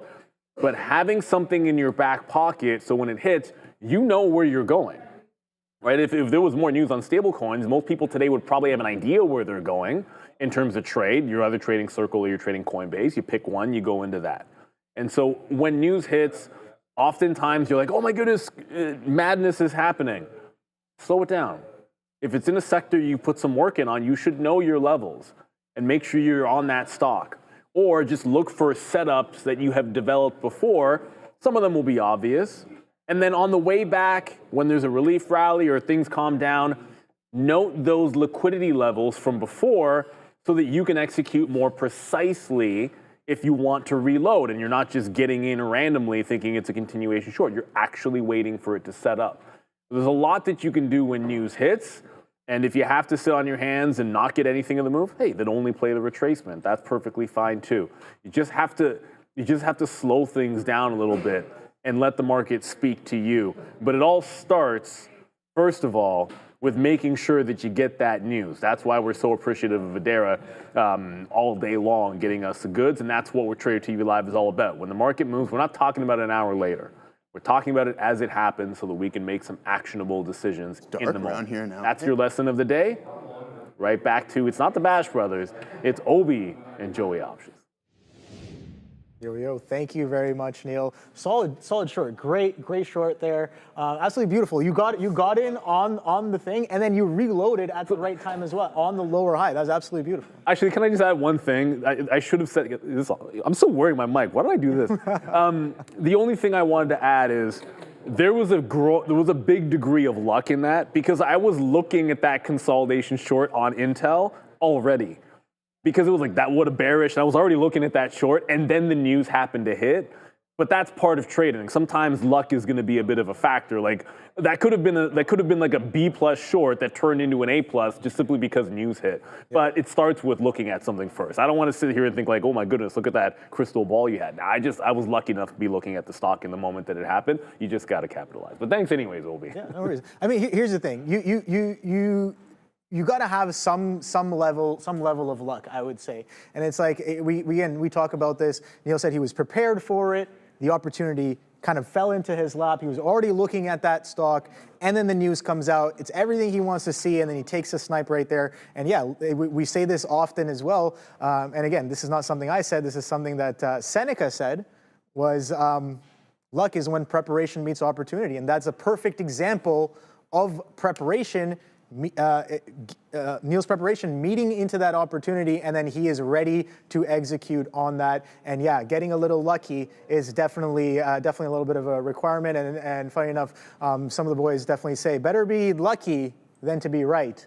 And more often than not, some of those trades are probably some of the best ones as well. But holding a little bit of a higher low here, 72 halves on TQs. I'm watching that circle consolidating higher now. So we've stepped up on top of this 230 consolidation. We held that. We attempted to break down below VWAP. We pushed right back through 230 hold. Now we're consolidating above this 235, which is in and around some of those pre-market levels as well. So 240 didn't really push that aggressively, but again, we're kind of consolidating and holding on as of right now here on Circle, so waiting and being patient for that one. Hasn't really given me what I'm looking for just yet. But again, the short came in beautifully off of the open. That was a big miss on my part, but let's wait for the next trade potentially on Circle. The long has been nice as well. I think some of you in the chat saying that they were long 206s, 207s, and then maybe some people even 225s as well. So all of those entries working out pretty well there. And yeah, this consolidation was interesting as we were holding that 230. Now we've kind of stair-stepped on top of that. You can see the futures kind of coming back in as well. That was an aggressive sell back down through, back into 21,850s. Now we're catching a little bit of a bid here as well. So being patient, nothing too crazy. Like I said, I want to save a lot of my risk and my mental for some of the closing action we may potentially get, right? So what do you got going on? Coin, man, breaking Coinbase, through. let's Yeah, go. let's go. Nice Coinbase, man. Great trade. Yeah, I appreciate that, Obi. Just trying to stick to the strong names, right? Like, and I was talking to myself this morning and last night. I was preparing myself after seeing that run that we had on Wednesday. I'm like, the program has to be continued. That is so strong, and that's exactly what I'm looking for. So you can see we have the entry, multiple ads, and there is other ad opportunities as well right here. And I'm like, okay, if we bounce off of this, it held up relatively strong. Once again, market selling. Coinbase holding up relatively well. So there we go, a nice trade we got going on right here. Holding for 37s, that's going to be my primary target. I mean, Rivian Millionaire, it is what it is, right? Like this could totally fail, and if we don't get back towards that high of the day, which is around 310, I believe. I'll zoom out and see what exactly that price is. Yeah, so 310.50 roughly. That's the target, right? So if we're on this trajectory, that's what I'm looking for: is the attempt and the break of that high of the day. My guy's back. My guy is back. I thought you were going to Cirque. Oh, he's busy. He's locked in. All right. So this is what we got going on. Looking for this break. Volume stepping, sorry, no, I shouldn't say that actually, because you can see on the 5-minute is relatively cool. But I mean, if we can just keep it nice and consistent and we get a little bit more to step back in, then I think we are going to get that 310 and maybe even head to a 311 here on Coinbase. So I'm just going to hold it for that primary target. And that's exactly what we're going to aim for. High of the day and then take half off, high of the day break, and then let's go. We're only a couple cents off now. Let's continue this move. I like Coinbase. Let's go, Obi. Great trade. That thing is pushing even higher right now, dude. High. So, let's go, boss man. You know, you gotta stay patient with that one there. Are you back? I thought you were going to Cirque du. Oh, I thought, yeah, all right. He hasn't closed his position. All right. I thought it was Cirque du Soleil, man. Give the man some space. He's got to come back. And you know, he's saying $10. You said $10 in the money? Coinbase long from 300. So shout out to that trade right there. Yeah, great long. 300 hold was nice. And again, I was talking about my morning plan here on Coinbase. Where did it go right here? So right here. So yeah, Coinbase. Yeah. Look for continuation if it holds 300 and it holds VWAP. Guess what? It eventually did meet both those requirements here, holding up a little bit higher. So again, shout out to both Sean and Joe having that trade. A little bit of a double bottom there on that 300 here. I'm looking at this on my other screen. Double bottom on that 300 gives us a nice little place to put some risk on and be like, all right, well, if we're gonna hold this twice in a row, then maybe we are pushing for that. Definitely missed out on that one. 310.58 is the current day high. So yeah, taking a straight beeline for that day high as of right now on Coinbase. Continuation of what we saw last week as well. Again, I got eyes on PayPal as well. So PayPal is pushing pretty nicely, holding its highs. So that one is holding up on its own. IONQ, we talked about that one a little bit earlier. Look at that. We got all the way to 41.44. So a nice little trend off of that consolidation break. Now we're kind of catching a little bit of a sell and giving a decent chunk of that back, pulling in for almost a 50% retracement of that leg there on IONQ. So good stuff there. Let me know in the chat what you guys are trading. FTNT saying Justin Ross. FTNT, let's take a look at Fortinet right here. Oh boy, yeah, directional to the downside. Has it been doing any relative volume? Absolutely. In the pre-market, it seems like it was pretty lackluster in terms of volume done, but relative volume, you can see it's been doing some. It was doing some decent relative volume, almost going above 3.5 on a 5 period there in the pre-market, even with the lack of volume. But you can see that relative volume kind of starting to dwindle off. We start off off of the open with almost 2 times. That's sitting at 1.86, and that's been dwindling off along with the volume itself on the day. So a bit of a continuation.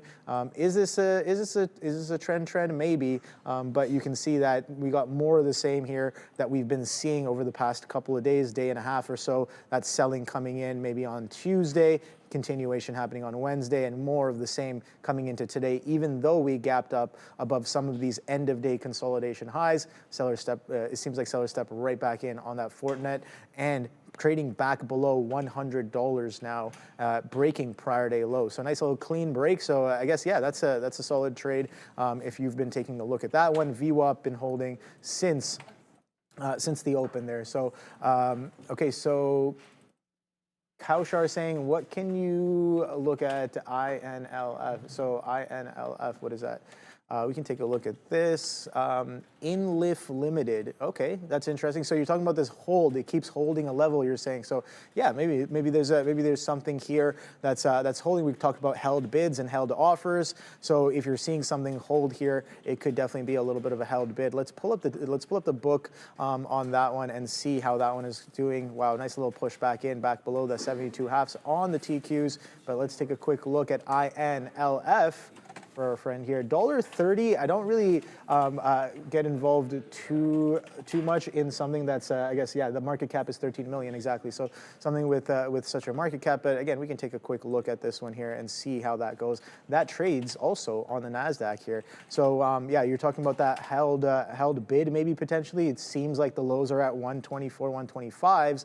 We can kind of take a look and see if there's someone visible there in the 120s and 125s. I don't really see someone that's openly visible. Maybe they're iced with that iceberg potentially sitting there as well. So funny thing about level holds, if you go, so I was talking to both Neil and Sean about this morning. NVIDIA was iced on 124s right here. You can see I came in and I was like, oh boy, this is definitely a little bit of a held offer. Now nobody was showing themselves on the book here, but you can see when you go down to like a shorter time frame, this is a 3-minute chart, you can see, look at these candle opens and closes right here. Boom, boom, boom, boom, boom. A little bit of a level hold, some volume that comes in the pre-market gives us a little bit of a push. And yeah, this was kind of my reasoning for the push all the way up to 145s, 146s. But you can see that kind of came back in, the seller stepped right back in. So that 145 held offer, maybe potentially stepping back in with this lower high right here. You can see where that volume comes right back in on the follow through and the hold of opening range lows there on NVIDIA. So a little bit of a held offer action happening there in the pre-market. What do you got for us? Good look there, guys. Ready? Level up your trading game with Prop XP, up to 1 to 200 leverage and static drawdown. Scroll the site, pick your challenge at propxp.com. Trade directly on our platform. Sign up, try it for free, and start your trading journey. Enjoy rapid payouts and real human support, no bots. Rated 4.6 stars on Trustpilot, trusted by traders worldwide. Right now, get 50% off with code TraderTV. Links in the description. Be the trader, get funded. Join PropXP today. PropXP, your edge starts here. Visit propxp.com, guys. So check that link, scan. Oh, that is the e-signal QR code. But there you go, Prop XP. Go check that out, see if that style and that prop firm is for you. But let's go. Robinhood continuing to climb here. It'll be big time name, bouncing off of VWAP. And we're not going to call this quite a V-shaped recovery, but if you zoom in and head towards those lower time frames, you're really going to be able to distinguish where you're starting to curl over, right? So really nice bases. That's why you want to grab the bottom of these ranges if you have the ability to. When you see that stock start to have the inability to construct any new lows, that's when you want to start grabbing anything that doesn't crack this. And then boom, there you go. You get that U-shaped pattern. I wish I remembered what tool I was looking for here. That's okay. We're not going to dive too deep into that, but a nice move here back on Robinhood. I mean, the pre-market highs were around 78.69. And we just went over kind of from a percentage metric where we were from the April lows, and then now where we're currently trading at. And I think there's still some more room for this name to climb. Just have to be patient, let it breathe, and then look to take that move. I'm also kind of liking Bitcoin here at the lows, but I'm not in love with Bitcoin right now, just from a daily standpoint. I have my checklist, and it's like, okay, when I go through my checklist in the morning, where's the stock sitting at from a daily standpoint?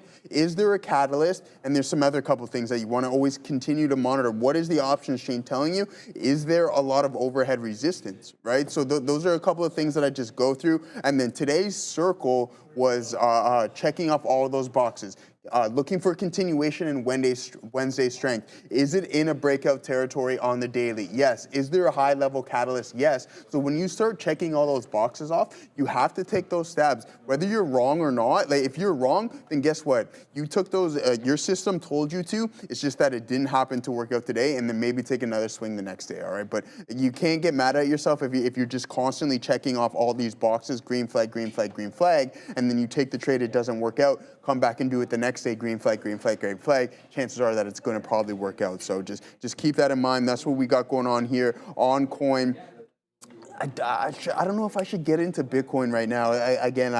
We can break it down from a daily standpoint to see what like in your personal, or right now. Right now. Because here I want to point this out here, Obi. I don't know if you've seen this. Let's pull this out here. So we got a nice hammer, and then also kind of like forming this double bottom right here, right? You see what I'm getting at? So double bottom. Market slightly bouncing, but if it decides to take another leg lower, and I'm referring to the Nas, I think it's going to drag Bitcoin down with it. So yeah, we might not get that bounce. I don't think it's extremely strong right now, and I told you guys something weird. I find something weird is going up. A lot of even institutions now, like or not Michael Saylor, but a lot of institutions own this. I know they're only allowed to have so much, but if you have individuals like Michael Saylor, and then now you got GameStop. Adara mentioned another company as well this morning who had 100 Bitcoin, even though that's not that much. But you have the reserves now in Pakistan. It was GNS. GNS, thank you for that one, Adara. So it's like everybody's grabbing this hand over fist. There's such a limited amount. Why aren't we continuously grinding higher instead of getting this move where you move 30% and then you fall into a consolidation phase for a couple of months? I'm just praying that this doesn't happen this time and we can rebound. We don't crack that neckline to the downside, because if we do, I think we're gonna head back towards some lower levels. Bang, there we go. We caught the fill on Coin there, Obi. Let's go. Now breaking through the high of the day. It is a hot dog cannon. Katina, man, 310.46. You seen we caught that fill. I told you guys we're going to hold on to the majority of it. I took 33% off right here, and then I took 10% off right here. So, or sorry, 20%. Cash machine, absolutely. Let's go. Nice look there, Katina, man. Big time move. Money storm it is. And now you get to roll into the weekend going to Cirque du Soleil and running a $15 winner in Coinbase. That's how it's done, brother. I just want to say congratulations to you. Why? I wasn't even here. I mean, you took the trade. Like, yeah, we did. You know, you know what I'm saying? So here's my look on. Let's go. Here's my look on Coinbase. We wrote down $300 as a level, so we're just starting to take out some right here because yeah, you're right. We're not going to be here for very long, but it's a nice $10 move back there to the upside, and that's what like. I went, put my orders out right there at some key levels, put some orders out again right there. Had our stop right. If we broke 398, we talked about that 298. Sorry, and then we were out.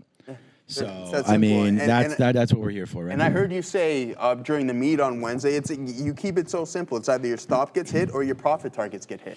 You're not complicating the system at all. It's just like, okay, I have my stop set and I have my target set. One or the other is going to happen, and you just sit there and you just wait. So.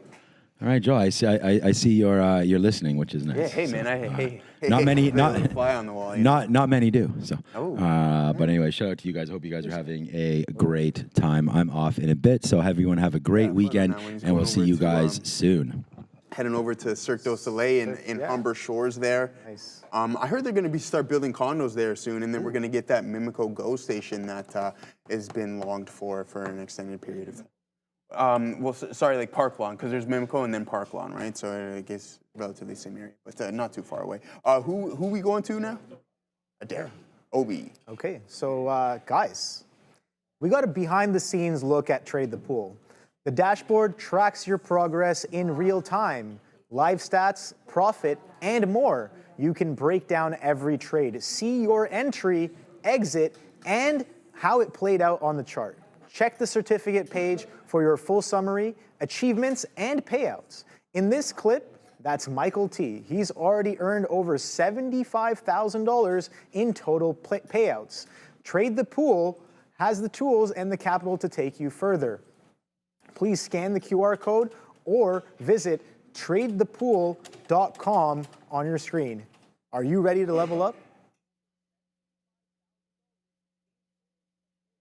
Yeah, absolutely. Yeah, here is the market. This is the Nasdaq on watch. Here we get comments coming from Fed's Barkin. We know Fed's Waller was actually pretty optimistic this morning, saying that, maybe we could even get rate cuts coming through as early as July, or at least some of the Fed is pricing that in. That's not the case with Fed's Barkin. Fed's Barkin saying that there is no conviction on whether or where trade policy will settle and how it will impact prices or jobs. Also here saying that there's zero urgency to cut rates and that inflation risks from tariffs are still very much present. Price indices are above targets. Jobs and spending are holding up. And actually, some firms are expecting to raise prices due to this trade policy uncertainty. So we have a distinct difference here from what we're seeing coming from Fed's Barkin and Fed's Waller. Though, interestingly enough, after these very dovish comments from Fed's Waller this morning, now there's some polls suggesting that Fed's Waller could be Trump's new pick for the Fed chair. So interesting stuff. We're going to have to wait and see how that develops. But before we get that, we have to thank our friends at OGEN, that is Origenics, because each year, 3.8 million concussions are reported in the U.S., but there's still no FDA-approved treatment. NYSE-listed Origenics, OGEN, is changing that with its first in-class intranasal drug designed for rapid brain access. With the concussion market projected to reach $8.9 billion by 2027, Origenics is uniquely positioned to lead the way. Learn more and schedule a meeting today. Thank you to our friends at OGEN. We send you back to Joby. Sometimes it's never that clean, right? Yeah.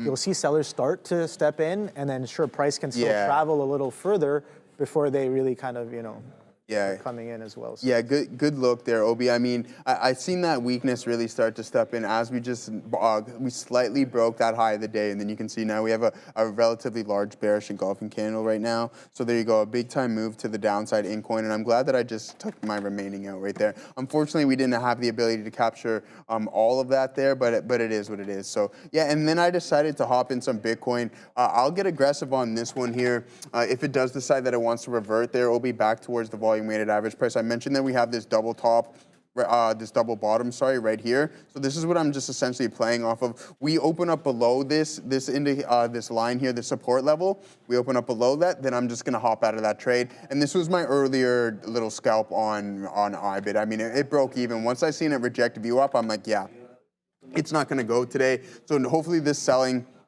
is kind of phased out, they're slightly exhausted, and we can get that move back towards VWAP, or it's just going to be completely weak, which I don't like there. So, excuse me, I'm gonna pull up Bitcoin from a different chart here to see what we got going on, and then we're going to do a couple things. We're going to go through the top performing sectors of the day, and then we're going to get into the stock voting game that Fabian. Oh, yeah, that one's fun. Yeah, that one's fun there. So we'll get everybody rocking and rolling on that. Get ready, and don't do it just yet, but just be prepared to set up your dollar signs, etc., on what stocks that you specifically want to see, and then we'll vote on those. Let's pull up US BTC USD. So here we go, guys. This is what I'm referring to. If you ask me, this is pretty weak, and this is a necessarily want to see, especially as we engulf this candle. This was a major fake out. So essentially, I'm long. I've been long from long on IBIT. Once we crack that downtrend, we enter there. I piece out the majority of my shares, but then I'm looking for the continuation in the break here. So what I actually did, guys, is I started buying contracts here for the anticipation of the break. You get this big engulfing candle. Oh, sorry, it was right here on this hammer candle right here. So I buy one contract here, and then I buy a couple more right here, and then boom, I'm like, okay, nice, we get that move. But then it rejects aggressively, and I'm like, oh my days, what is this? Like, there's something weird going on. I don't like this. It just doesn't make sense to me, and I guess I shouldn't try to make sense of it. But here we are. If we crack this, then I'm going to flatten everything with the exception of my long-term account because I'm positioned relatively well there. So there we go. It breaks that 102 level here on Bitcoin, selling the contracts for a loss. Yeah, that's right. But then what I have is the shares will just mitigate that loss, and it'll end up being a smaller positive close on that complete swing trade. All right, there, just because of due to the moneyness of where those current shares are sitting. So cracks 102. See you later. Out of the contracts, we head back into that $100,000 level. Then that's when you want to look to start accumulating a little bit more. I mean, I could sit through them.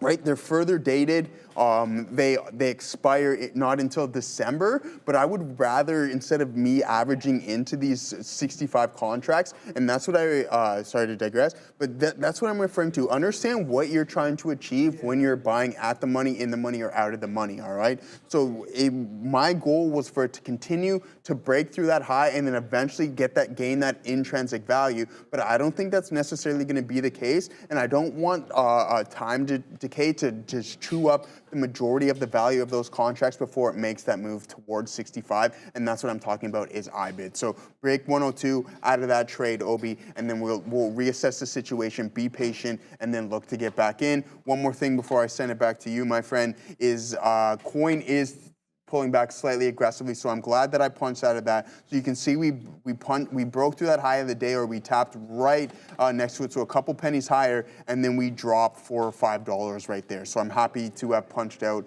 on that trade. And then what we're gonna do is the top performing sectors to see what we got going on here, guys, and see where the strength and the weakness lays in the overall market. So first place, we got consumer staples, so we can take a look at Walmart and Costco after. And then we got the energy sector, financial sitting in that show place right there. We'll go from third last to last. Materials down about 0.25%. Then we got the tech sector down about 0.4, and then the healthcare sector down about 0.5% there, guys. I'm going to send it to Obi. When it comes back, we're going to start the stock voting game. Or do you want to start the stock voting game now? It's up to you. I'm kind of just being patient. I'm watching this. Sure. Like again, we said to just hold on to see what trades really kind of show up and the ones that fall into your lap. I'm waiting for Circle as it still consolidates. It's something about stocks consolidating at the day's extreme, whether it's at the lower at the highs for an extended period of time, and we can see that Circle is doing that right now on top of its morning structure right there. So interesting action here. I'm tempted to do a couple of things, but again, I want to participate, not necessarily anticipate. Sure, the probabilities might be doing things in my head, but at the end of the day, what is the market actually doing? Let's wait to see what happens with this consolidation range here on Circle. Do we take a leg higher above 240, or do we revert back down into VWAP and maybe find a little bit of a bid? But again, I'm just watching and kind of running through different iterations in my mind, just being like, all right, if it does this, what do I want to do? If it does that, what do I want to do? But again, being patient and sitting on my hands for now on Circle. So I think we're more than ready to kind of start off with the game there. And I see that you guys are you guys ready? Some people are already chiming in with the $ tickers here. Marcus Stevenson saying MP. Man, so I'll start to throw mine in. Yeah, I threw mine in there, guys. So yeah, there you go. The stock, we'll start that momentarily. Get those tickers in. We'll get those submissions, $, then the stock that you want, and then we start the poll right after that, right, Fabian? All right, let's go. So yeah, guys, $, ticker. Let's see if we can get those submissions up here. We're gonna get that rolling. Yeah. All right. Cool. We can start it now. They can keep voting regardless. Oh, okay. Here we go. So get those right. $. Obi's going Apple. It's not number, Isaiah. It's dollar sign. Number, not dollar sign, all right? So, sorry, dollar sign, not number. Get those votes in. And then once we have this up for a couple minutes, we get enough submissions, then we're going to start the poll there. Yeah, our first showdown? Yeah. There we go. First. Okay. Bang, let's go. You want to start the voting we now? got Blink and BYD. I'm happy with them. I want to get 100 submissions, though. Can we wait for 100? Okay. Yeah, okay, we got 15 more. 15. There we go. 97. There we go. 3 more. Pardon. Hit it. Return. Oh, Yeah, how do click it. Yeah. Bang. Click return. Return. All right. So you have 100 submissions. Oh, now? boom. Now we're going to start. Now we can start the poll. Now they're coming in. All right, guys. This is Okay, here we exactly go. what Look we at want to that. see. Coming in hot. Oh, they're coming in We can real probably hot. wait for a little bit 133. more, too. You want to wait a little bit more? I mean, look, the price action is getting increasingly faster. Nice, well done. I don't know who put Joe Mama in there, but I mean, it's all good. Oh boy. Yeah. Instaban. You're getting Instaban from the chat. Instaban. Yeah. Keep the Madres out of that one there. Yeah. Okay. So all right. 200. I think that's There we go. solid right We'll go there, 200. There we go. Obi likes to start there, so we'll start the poll. Bang. So SPY and NVIDIA. SPY and NVIDIA. Okay. This is what we like to right. see. So it's either 1 or 2 now, right? Start the voting. Start voting. Voting, All and right, then bang. one is SPY, and then 2. Oh. What is that? Oh, Blink? Put in ones and twos now. Oh, but now it's Blink and BYND. Okay. Yeah. What's up with that? Okay, I thought it all was right, these well, two here. It's just the 1 and 2s. Yeah, Oh, one okay. and twos I think is fine. So 1 for SPY, 2 for NVIDIA. Yep. Throw it in. Let's see. Okay, Let's see I'll which throw- one wins. Yeah, sure. I'm The going- vote now is not changed, but you can see going Blink on 182. on the bar it does say SPY and NVIDIA. So let's see. I'm gonna put in. I'm going Blink 182. What are you going? I'm going for 2, man. You going 2? Yeah, I'm going for 2 right there. So that's casting my vote there for NVIDIA. Wow, that's a neck. That's almost a. That's. Okay. Because it says One or it's a two. little bug there. It's a little buggy. Yeah, we're still in the beta mode here, Katina man. So yeah.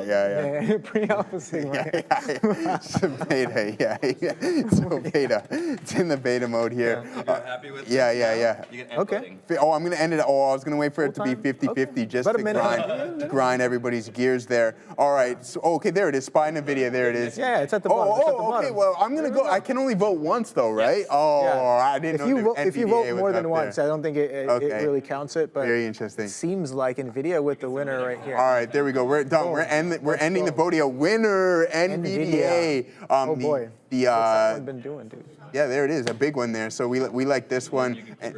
And then return, and then we're back to the screen there, right? All right, good stuff there, guys. NVDA are going to be on the rundown without any form of questioning there. And what I was just about to say momentarily, Obi, these scammers are starting to get really, really interesting because it says, as of June 19, 2025, we have not received a payment on your toll yet. Yeah. Your license and other things will be suspended if you don't pay it now. All right. No, I think I saw. Was it?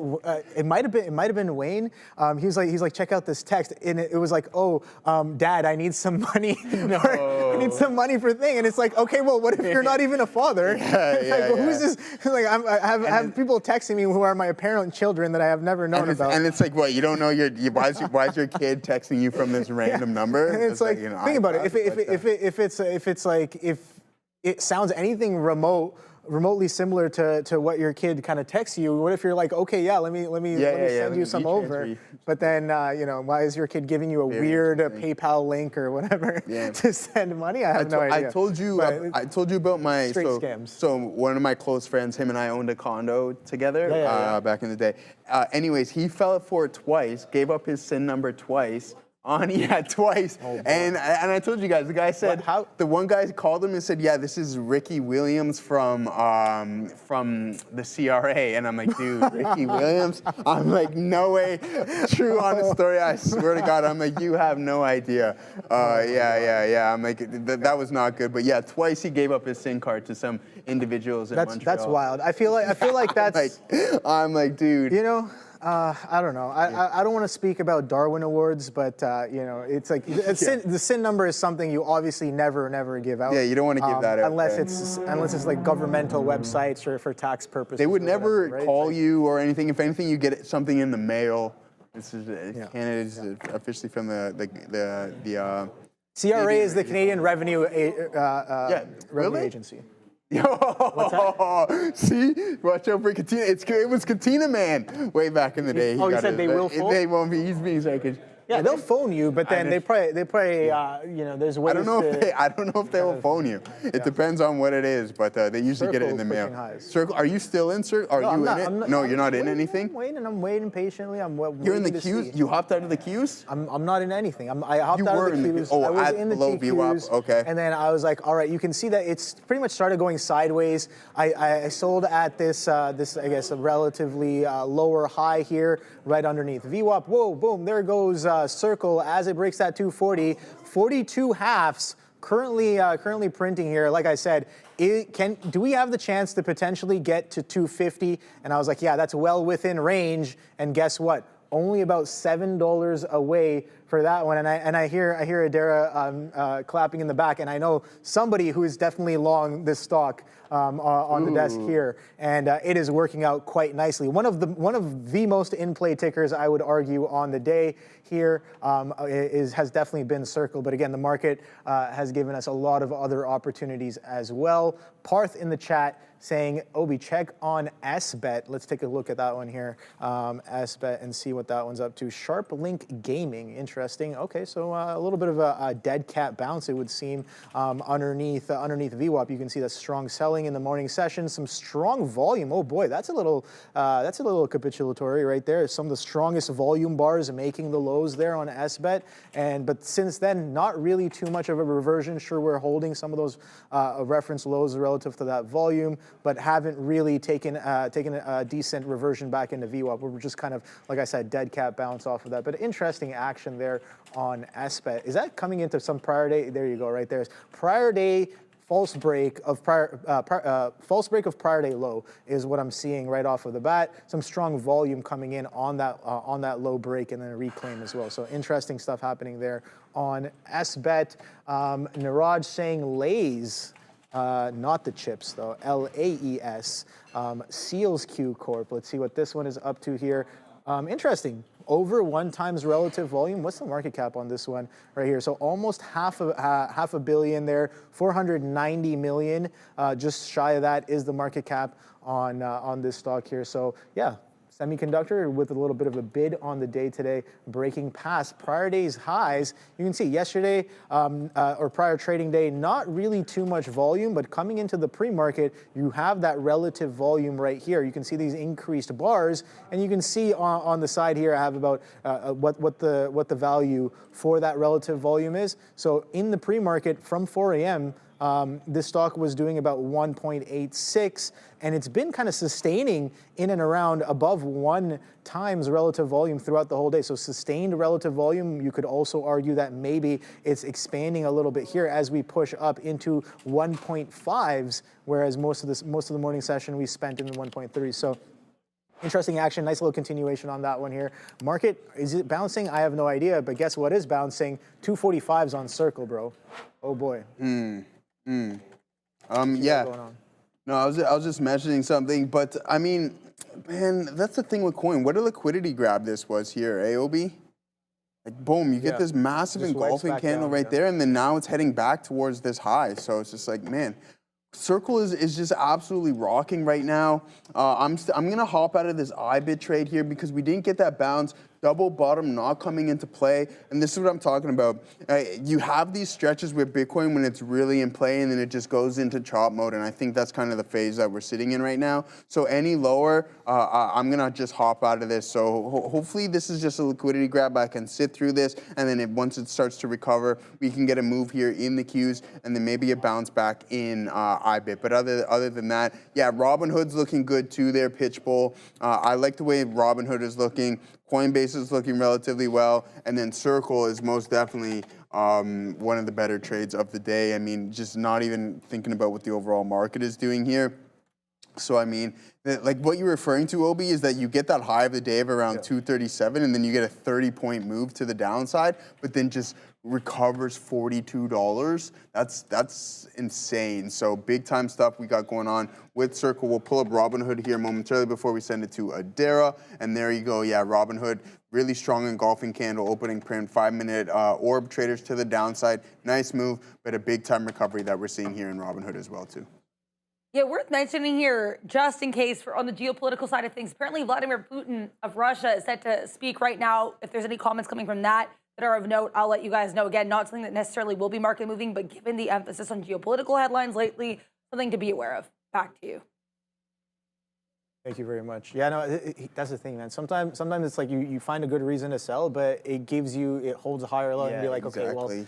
I don't think it's a horrible decision to get out, but you got to start thinking, okay, the next trade could potentially be the re-engage. The re-engage, right? It's there, like right? it looked like it was like water falling and tanking into VWAP, and then it just stalls and then starts to rip.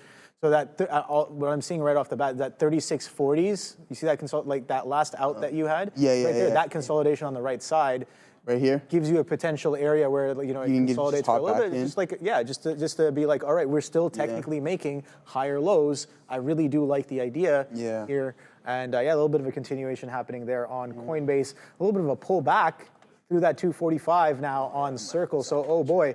This is the thing, man. The higher this thing goes, the more volatile I'm seeing it get. 5-point wipes on 3-minute candles here as of right now. So beautiful, beautiful stuff. A lot to capture on this one here. Pathik saying Tesla above VWAP. Okay. All right, let's take a quick look at that. Again, that one was kind of selling off pretty aggressively earlier. Let's see. Oh boy, yeah, nice little reversion, right? We talk about that turn, and we got that reversion all the way back up into VWAP here. Currently trading at 324.20s. VWAP sitting at 320. 340s as of right now. So it's consolidating, maybe holding for a bit of a continuation past that. Nice base here at that 317.79 day low. And again, the futures have held some of their lows as well. We talked about that 21,800 bounce. We're still kind of chopping above that. And then on the ES, just above that 6,000 mark as well. So interesting stuff. I'm watching TQs here. We're consolidating sideways in a place where I like to get involved with a potential bid. If we're going to consolidate here and maybe potentially push for another leg higher, I do want to stay involved with this one here. But yeah, that's what I got watching on TQs. Dorothy in the chat talking about MP. MP Materials, we know this is a rare earth play, I think. So yeah, MP Materials, a bit of a sideways consolidation today. Interestingly enough, in the pre-market coming in with some relative volume, still trading within that opening range. Oh boy, take a look at this first opening candle right here with a high. What's the range on this candle right here? So you know what, let me just measure it instead of trying to read it out. Boom, measure it right there. So that's about a 5% drop right off of the open here on MP. And look at that, we've just been trading within that 5% range on MP Materials Corp. But bigger picture, let's take a quick look at the weekly, because I know this one has been building up a little bit. And again, a lot of swing ideas on this one over the past couple of months, and it's been working out quite well as well. You can see a nice little trend break happening, and then that volume coming in, going into the beginning of 2025, and you can see that we've had a nice little push there over the past couple of months as well on MP Materials Corp, with some of the most volume coming in the most recent of weeks, where we get some of these breakouts that have been aggressive on MP Materials. So shout out to anybody who's holding this. I know a lot of people have been talking in the I guess the swing trading space about this stock here, and you can see that expanding volume going into that those breakouts as well. I think that's always something good to see for continuation and just for confirmation as well. So good look there on MP Materials. For sure. Yeah, Bitcoin really tanking to the downside here, guys. So I just hopped out of that trade. Once it broke through, I was thinking maybe we get a liquidity grab, but that 59 break moving to the downside. So I think this asset is weak. I'm going to give it to the weekend. And then come Monday morning, if I'm not liking what I'm seeing, then I'll tell you guys, full disclosure, I'm going to be hopping out of my swing positions on Bitcoin, because I was looking for that continuation, break of the previous 112 high, but I don't know if we're getting that. Nice engulfing candle here right there, though. So it's either one thing I think is going to happen. We get a nice bounce, or we might continue to the downside. But Robinhood is just, oh wow, it's just continuously taking from the rich and giving to the poor over here, guys, because Robinhood is monster move. So there you go, big time, all the way back up to 78 there, Obi. So good look there on Robinhood. Circle still hovering around that level, that 239 level. That's the thing. This thing is super volatile. I mean, that high of the day is around 245, and then you take a 6-point move. So the volatility is in. And I was talking about why buying options on this name isn't the best idea just yet. 350% at the money IV. That is too expensive, okay?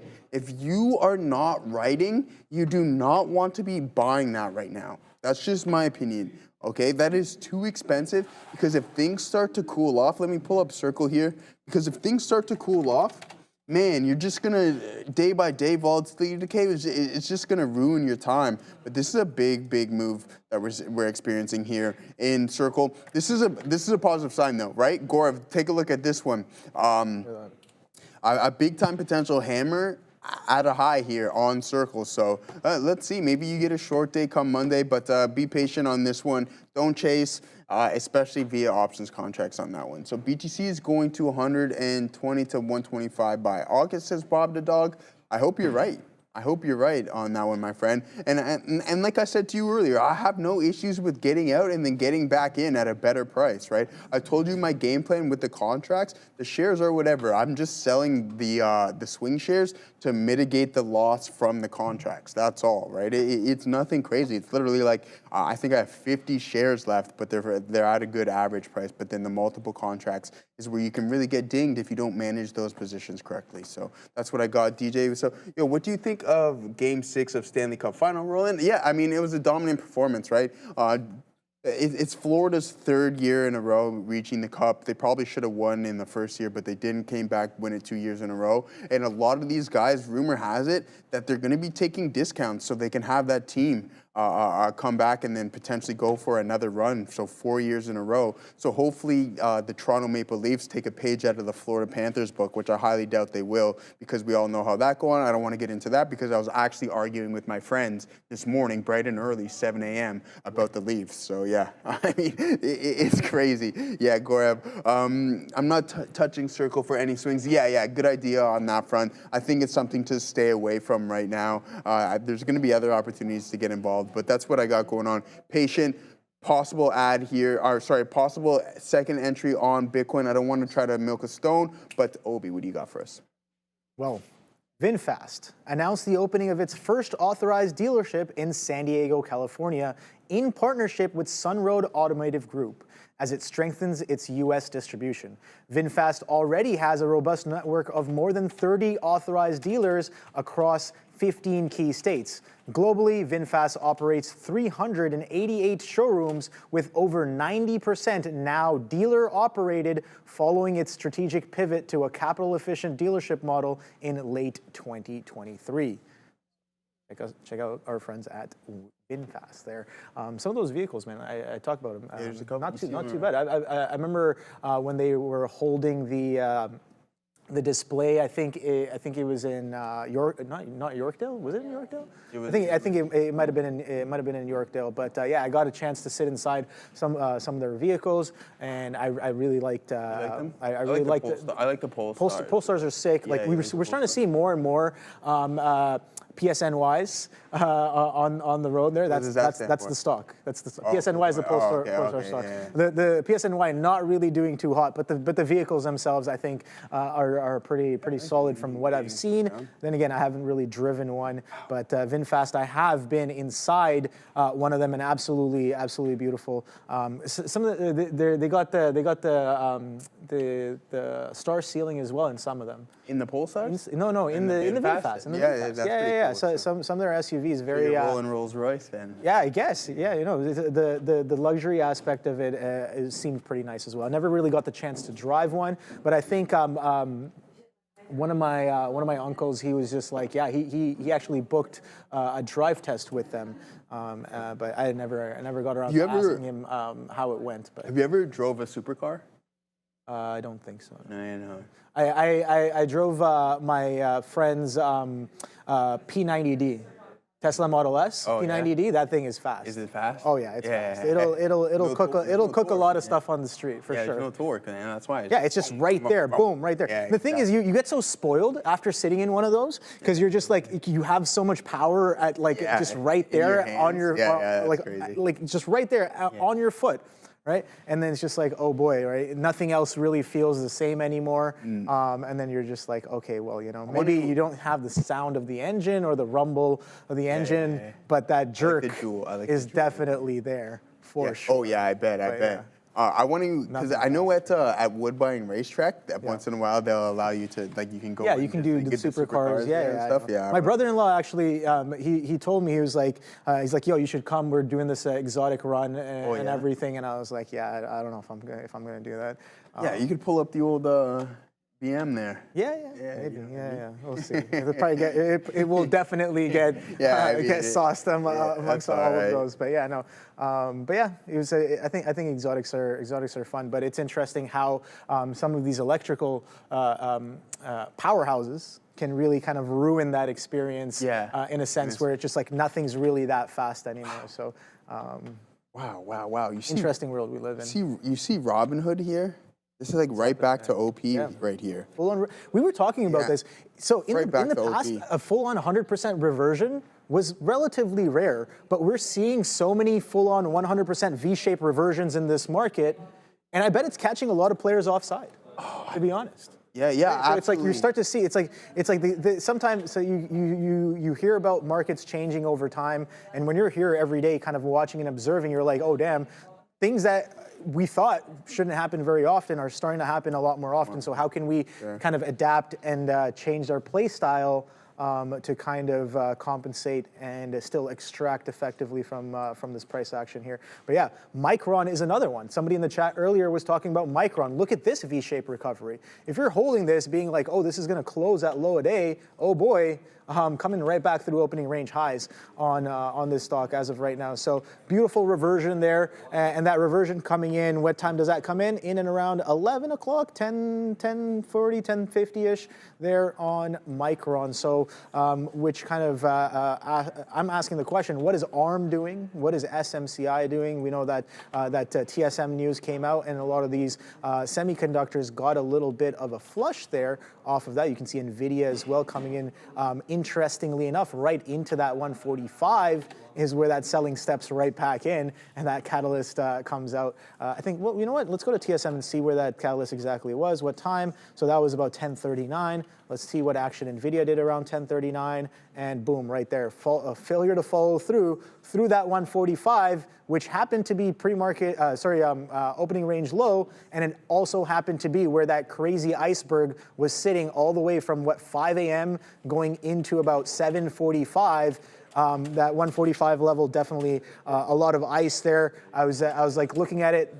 Maybe it was showing about eight lots on the book, but it was printing on the ask multiple, I think it's safe to say hundreds of lots. There was a lot of single lots that kind of went through, boom, boom, boom, boom, boom, on that 145, and interesting to see how we interact with it coming into the open. We're still trading below that, still consolidating underneath VWAP. Haven't really reclaimed that 145 just yet, but I'm being patient. I'm watching this market. Looks like it wants to curl a little bit higher here as we push back into some of that, some of those prior highs where that aggressive selling did come in, and we're getting bought right back up with a grind all the way back up. So let's see, TQs, can it get to VWAP? It kind of showed us a little bit of a trend break earlier, and it's making its way there. Again, I was looking for a much faster reversion, but sometimes the beautiful thing about price action, Joe, is like sometimes it's going to give you the price action you're looking for, but maybe not on the time frame that you're looking for. And as day traders, you kind of have to, be able to live with that. So. Yeah. It is what it is. Yeah, exactly. I hopped in Bitcoin once again here, guys. It's unfortunate that coin. Well, it's not unfortunate. It's really nice look here, but we got out of coin. Obi was right. There is another opportunity to get back in, but that's okay. We'll live with this one. We won't complain. We definitely gained back some of the loss, this loss in particular there. So yeah, all right. Let's see if we can get to Bitcoin rolling here, guys, because the market is bouncing, and I'm looking at NVDA as well too. It's starting to form these these higher lows, sorry guys. So just keep that in mind. If we can punch through VWAP, price really starting to compress. My issue is just the size at 145. It's so large. I would be really surprised if we made another big time move towards that and punch through. But one thing, I'm not saying that it can't happen. It's just that we need the momentum and the volume to really pick up. Because when I pull up NVDA, you can see from a volume by time profile, it's really starting to cool off, right? And that's not necessarily something that you want to see when you're looking for a breakout. You want to see it to slowly start to stair step, and then as you're heading towards those key resistance zones, you get that big time break. And we've seen that a couple times in the likes of AMD and NVDA earlier in the week through that 145 level and even on the overall market too. So there we go. This is going to be my last attempt here on Bitcoin. We break through the low of the day, then I'll just hop into that trade and then we'll look for something else. Maybe a short here at NVDA around 145. If things display themselves, the volume stays relatively cool. You want to give yourself a little bit of room to breathe there, just in case it does get a little bit of a whipsaw move, a spike, liquidity grab, and then you look for that move back towards the downside. So just basing a trade solely off the fact that there's a high concentration of open interest through 145 all the way to 150. It has cooled off, right? I went through those, I showed you guys earlier. That's why I'll post it on X, and then we can always go back and look. Because it's not like volume. So volume resets every day.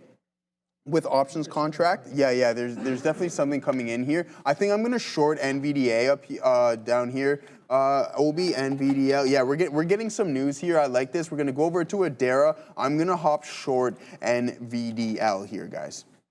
So we have CNN reporting here. Apparently, the Iranian presidential spokesman is saying that Iran will not stop uranium enrichment for peaceful purposes, but concessions are possible. That's all I'm seeing here. Apparently, also the military chief of Israel, so we have both sides of this conflict coming out right now.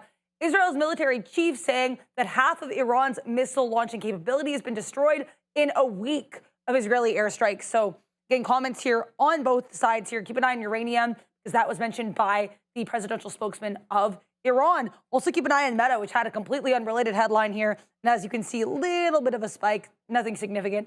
Mark Zuckerberg and Meta reportedly had acquisition talks with Perplexity before striking its deal with Scale AI. Now, if you don't know this, Mark Zuckerberg has a very intense plan here to recruit a super intelligence team. Apparently, he's already arranged desks so that his new team will be close to him, and he's having meetings at his house to recruit people. He's been on a massive hiring streak. Apparently, Perplexity was in talks. That didn't work out. We know that they had that deal with Scale AI. But again, the bigger deal here, not related to Meta, is we do still have comments here. Iran apparently not stopping uranium enrichment for peaceful purposes. Back to you.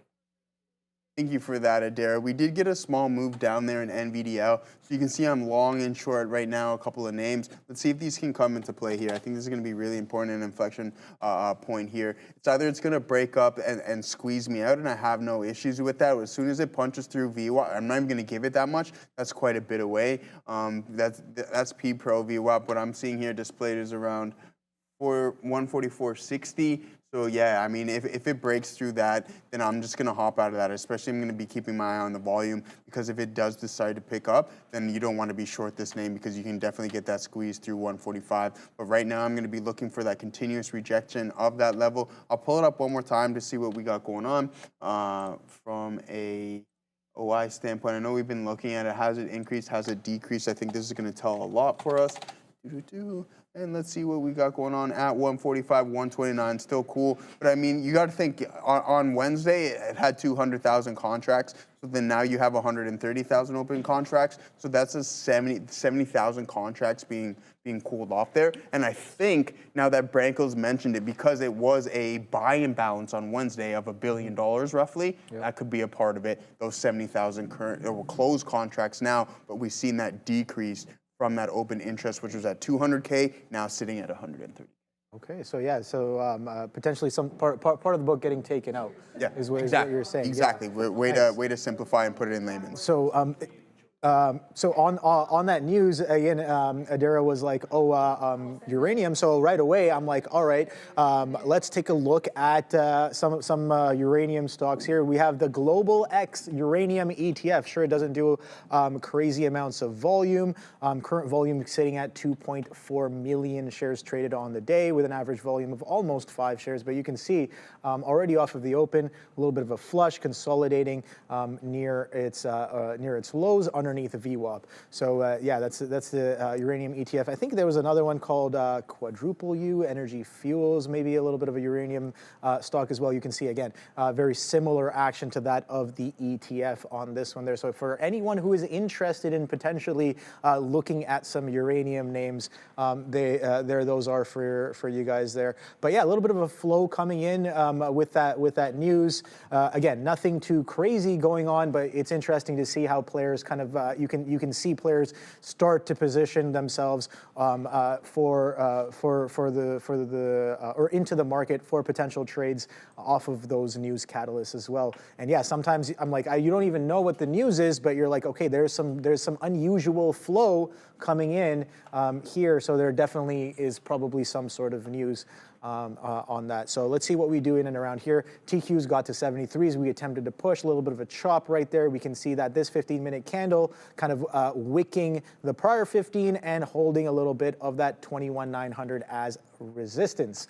While all of that is happening, Circle is back at, I guess, just underneath that 245. So you can see it is still, those ranges were high. We talk about those $5, $6 3-minute candles that have been going crazy, but you can see overall it's still holding structure. Higher highs and higher lows is what the Circle is telling me. Let's see what Adara has to say. Keep an eye here on the market. So in case you guys missed it, we have had these small businesses, apparently mostly toy companies or smaller toy companies, trying to challenge Trump's tariffs in the Supreme Court. Now, as of 2 days ago, they'd asked the Supreme Court to take up their challenge at a very timely manner, saying that this really is a risk for their business because, of course, with regards to, I guess, exports and toys, they want to make sure this is dealt with immediately. Well, now we have a headline coming out here. It's unclear if this is a report or if it's confirmed, but either way, this headline saying that apparently the U.S. Supreme Court has refused to expedite this challenge to President Trump's tariffs. So for these small businesses here, for the market in general, these challenge to Trump's tariffs will not be taken up by the Supreme Court at this time. So looks like even, to be clear, a challenge doesn't mean necessarily that tariffs will be moved in any way, but either way, it could potentially be, I guess, a threat to the tariffs. That challenge, though, not getting taken up yet. Back to you. Thank you very much, Adara.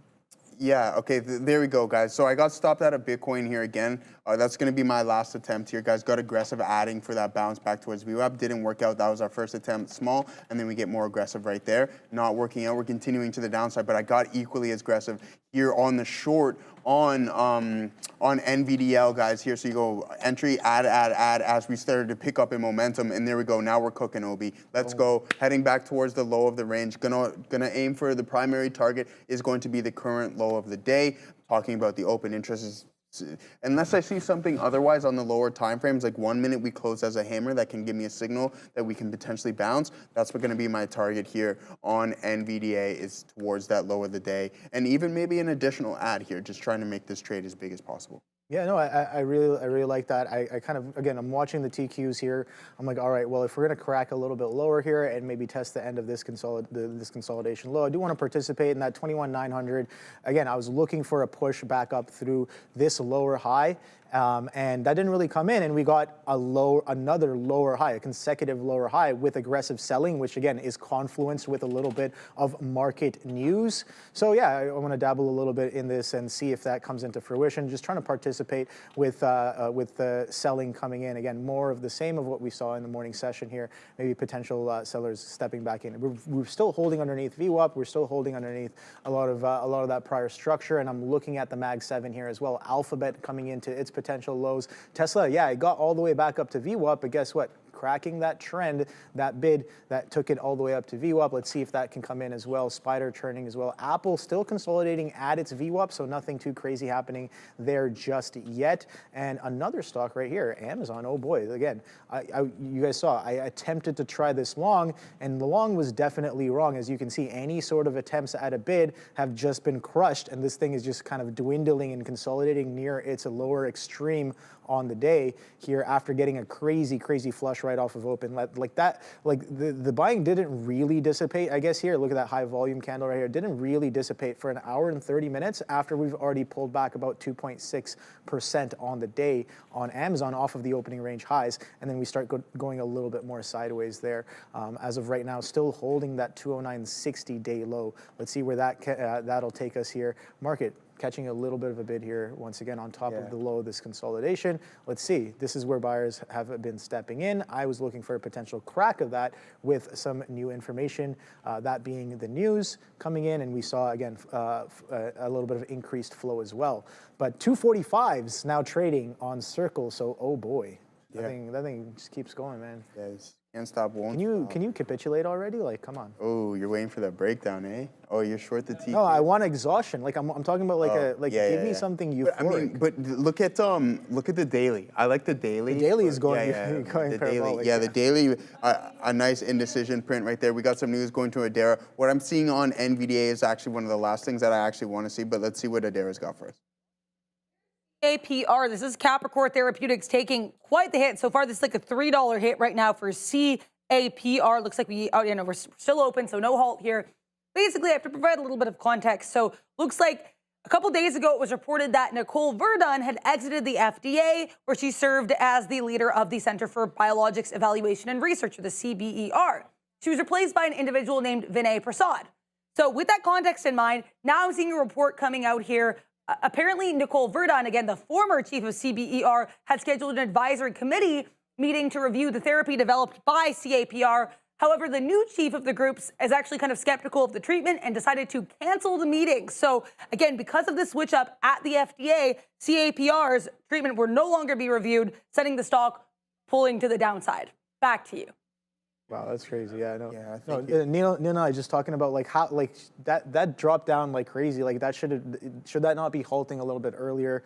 Again, I don't necessarily understand. There's some weird halt mechanics that have been going on over the past, I would say over the past year or so, for sure. What was it? What was the other? There was one sometime last year. It was really moving around, and we're like, this should be halting. What is happening? And something tells me that it might have been GME, but I don't think it was GME. No, but it was one of those related stocks, one of the meme stocks. It definitely was one of them, and I was just like, well, this is already done X percentage, and if you go look at what the halt rules are for the given exchange that the equity trades on, you're just like, yeah, this should have happened. This should have happened already. So what's really going on here? I have no idea.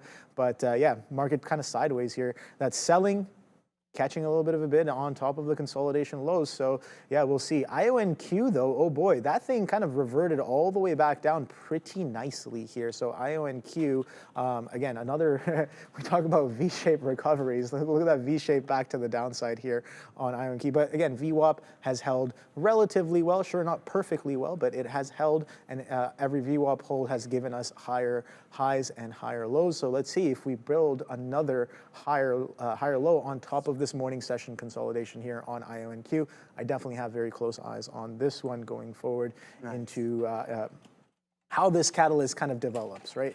I think that again, I have a little bit of a biology background, and I was looking into what kind of protein folding stuff that they've been doing. I think it's pretty solid, but price action not really giving us anything just yet. Nice. Yeah, good look there, Obi. Neil's long or short NVDA too, so he's looking to get this break. I mean, there's some room to run here if we can punch through the support level, and it's just based off of the amount of liquidity and supply that we have up at 145. So that's all the way up here. I get that, but this candle right here is probably one of the last things that I wanted to see, especially running into the support level. So you can see coming into a T, and then you get that indecision print. So hopefully it's more or less a pullback. You can get that curl over, then maybe another potential add into this position for the break of 143.78, and then that's when you want to kind of start piecing out as you crack through. And there you go, you get a big time squeeze in this name. So yeah, not a good look. That was the last candle that I wanted to see right there on NVDA. So we're gonna pack our patience on this one to see if we get that curl over that I'm mentioning. There is a resistance zone right there. Pardon me? 250 incoming. 250 on Circle. Yeah, that's crazy. So this is did I put it? So hopefully, oh no, it's already past that. Come on, man. Yeah, so there you go. NVDA getting a nice bounce. So yeah, we'll see what happens with this. Volume is relatively cool. So I'm looking for any form of rejection, and then maybe we can get a possible add on that one. But this 1 minute candle, and that's what I refer to, right? Like, for me personally, it's just reading price action, and every individual candle will tell its each its own story, and that's not what I wanted to see right down there. Is that indecision hammer print right at these lows, and then you can see a definitive bounce right off of that. So maybe I should have just hopped out there. But yeah, shoulda, coulda, woulda. Let's be patient. We're heading back towards the top end of this range. As long as we don't construct a new high, then I think we'll be sitting okay. But that's a pretty healthy candle right there that not necessarily we want. So we'll be patient. I mean, I could add here as well too, but I don't want to get into that noise just yet. I would rather average in. Sorry, just thinking out loud here. But circle, yeah, Obi, way to point that out here, my friend. This thing is going nuts. Yeah, it's going pretty crazy. Yeah, wow, this is crazy. I think that 250 again. I'm just asking myself if we're going to bid up into this like this and then really kind of push. What are the chances that we push into that 250? Again, we're holding that last kind of again talk about quarters. So 47 halves. Let's see how well we hold some of those 47 halves. That's what I'm watching. Again, I'm keeping it light. My main idea again on this stock was a potential short, but I'm willing to give it a couple of tries. And again, sized accordingly because it is crazy in terms of range. So should I be willing to give it a few points? Absolutely, there on that one there. So. No, sorry, I was just talking. Yeah, no worries. Yeah, no, just watching this one kind of consolidate and see what it does here. Let's see if we can hold 245s with any sort of distinction, but we kind of grind it up all the way from 240s all the way up into 248s and some change, pulling back a little bit as of right now. So yeah, good luck. Oh, you're in your circle long there, Obi. Nice from 248. You get that move all the way up to. Okay, so you're in roughly around the highs there. Yep. Yeah, NVDA, this is not good, especially if we open up on the top end of this range, then we'll just have to, unfortunately, take a L on this one and then just kind of reassess. Maybe that's going to be more of a liquidity grab, and then maybe you get that move back down. But that turtle shell price action I was looking for, you get that curl over and then you head towards the low of the day. But NVDA has other plans apparently today. So yeah, just keep that in mind, guys. Circle definitely probably one of the better trades on the session. So yeah, really good look there from everyone who has been trading. Then just put it in the chat. Have you been trading Circle today? What have you been trading? And if there's anything specific that you want us to take a look at on the options chain or some technicals, just put it in the chat. We'll be more than happy to do so there, guys. So yeah, coin still hovering around those 310 highs. Oh, wow, yeah, what a big pop there on NVDA. Oh, yeah, look at the Nasdaq coming in. Yeah, the Nasdaq coming in here as well, too. So just keep an eye out on that, guys. Volume starting to step back in. So anything can happen. I thought maybe with that negative news that Iran's not going to stop, even though a lot of their nuclear materials are demolished now. So see you later to that stuff. But yeah, let's go reject this high. Bitcoin is still selling, so that's unfortunate. I might even hop out of that stuff by the end of the day. I don't want to be holding on to something that's weak, and then I can get even a better price if it does continue to sell over the weekend. So that will be the game plan on here. Need this to hold off here on NVDL. There you go. You get a nice little flush to the downside. So the overall market rejecting the volume weighted average price. That's some positivity. And I mentioned, I'm just going off the fact that there's a high supply zone at 145 on NVDA. I know we're not there just yet, so you can see we're at 144.14. But again, hop out at the highs, wait for price to, if it is going towards 145, wait for any indecision around that area there, around that specific price, and then maybe you can look for a move back towards the downside. But yes, Circle, Tesla now back at towards the volume weighted average price. And I know someone in the chat asked me to take a look at Meta there. So let's pull up Meta and see what we got going on with META. Where is it? It doesn't want to show. Okay, maybe I closed out of that one there. So yeah, we'll pull up Meta, see what we got cooking up on META on the session. META. Ooh, oh, wow. Ooh, okay. It put in a pretty weak day there, Obi. It's looking like Alphabet or an Amazon right now. Yeah. That's not good there. So there you go. You can see a 2.6% move to the downside there from that peak to the current trough, the local low here. And then now we're trading around 688. Let's zoom out and see what we got going on from a daily standpoint. So yeah, this is what I'm talking about here, right? So you can see just like an absolute monster run from those April lows, and then now you go up about, what is it? I think we went up around like 30-40% or 43% to be exact. And then there you go. Now we're heading towards some key support levels. And I mentioned this is a big time run. I'm not surprised that we're going to get some more of a form of a pullback. I think it's going to take a little bit longer than we expect. But it's the exact same thing with the Qs and NVDA. From a price action standpoint, this is not what I want to see, right? You want to see more of this. I pullback, high pullback, high pullback, high pullback, high pullback. We're not experiencing that right now. And with that being said, it can be extremely dangerous because the pullback can be a lot more fierce than what we're expecting. And then people are like, oh no, we're in a bear market again. It's just that no, we've just been on a monster run and the stocks need to breathe. We just can't go up all the time. So that's the game plan here. We're not experiencing what I would like to see in NVDA. It's just been straight to the top side. Now you're starting to get that shelf type style of price action form. And with that being said, I would not be surprised if we get a pullback into the lower 40s there, Obi. Yeah, so Joe, you're telling me that stonks don't only go up? No, stonks don't only go up, unfortunately. I think that's fair there. Yeah, again, like healthy price action tends to have ebbs and flows. Exactly. So you want to see that healthy price action and price acceptance as you step in any given direction, right? So definitely something to watch out for there. So good stuff. We're still building on this circle here as we push into this 250. There isn't too much size on top of this 250. So let's take a look right here. So you can see about 249 has 200 lots there.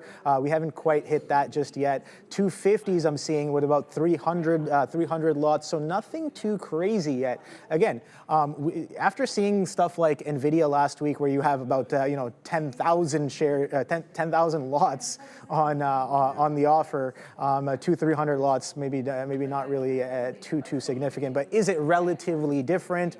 Yeah, we haven't really seen anything too crazy. Again, I haven't been watching it that close, but this is the first time I'm seeing some size showing up on the ask here as we kind of push back up into that 250 mark. We held pretty well, and we're kind of just grinding to the upside here on Circle. So let's see if we can get through that 250. If we don't, that's perfectly fine as well.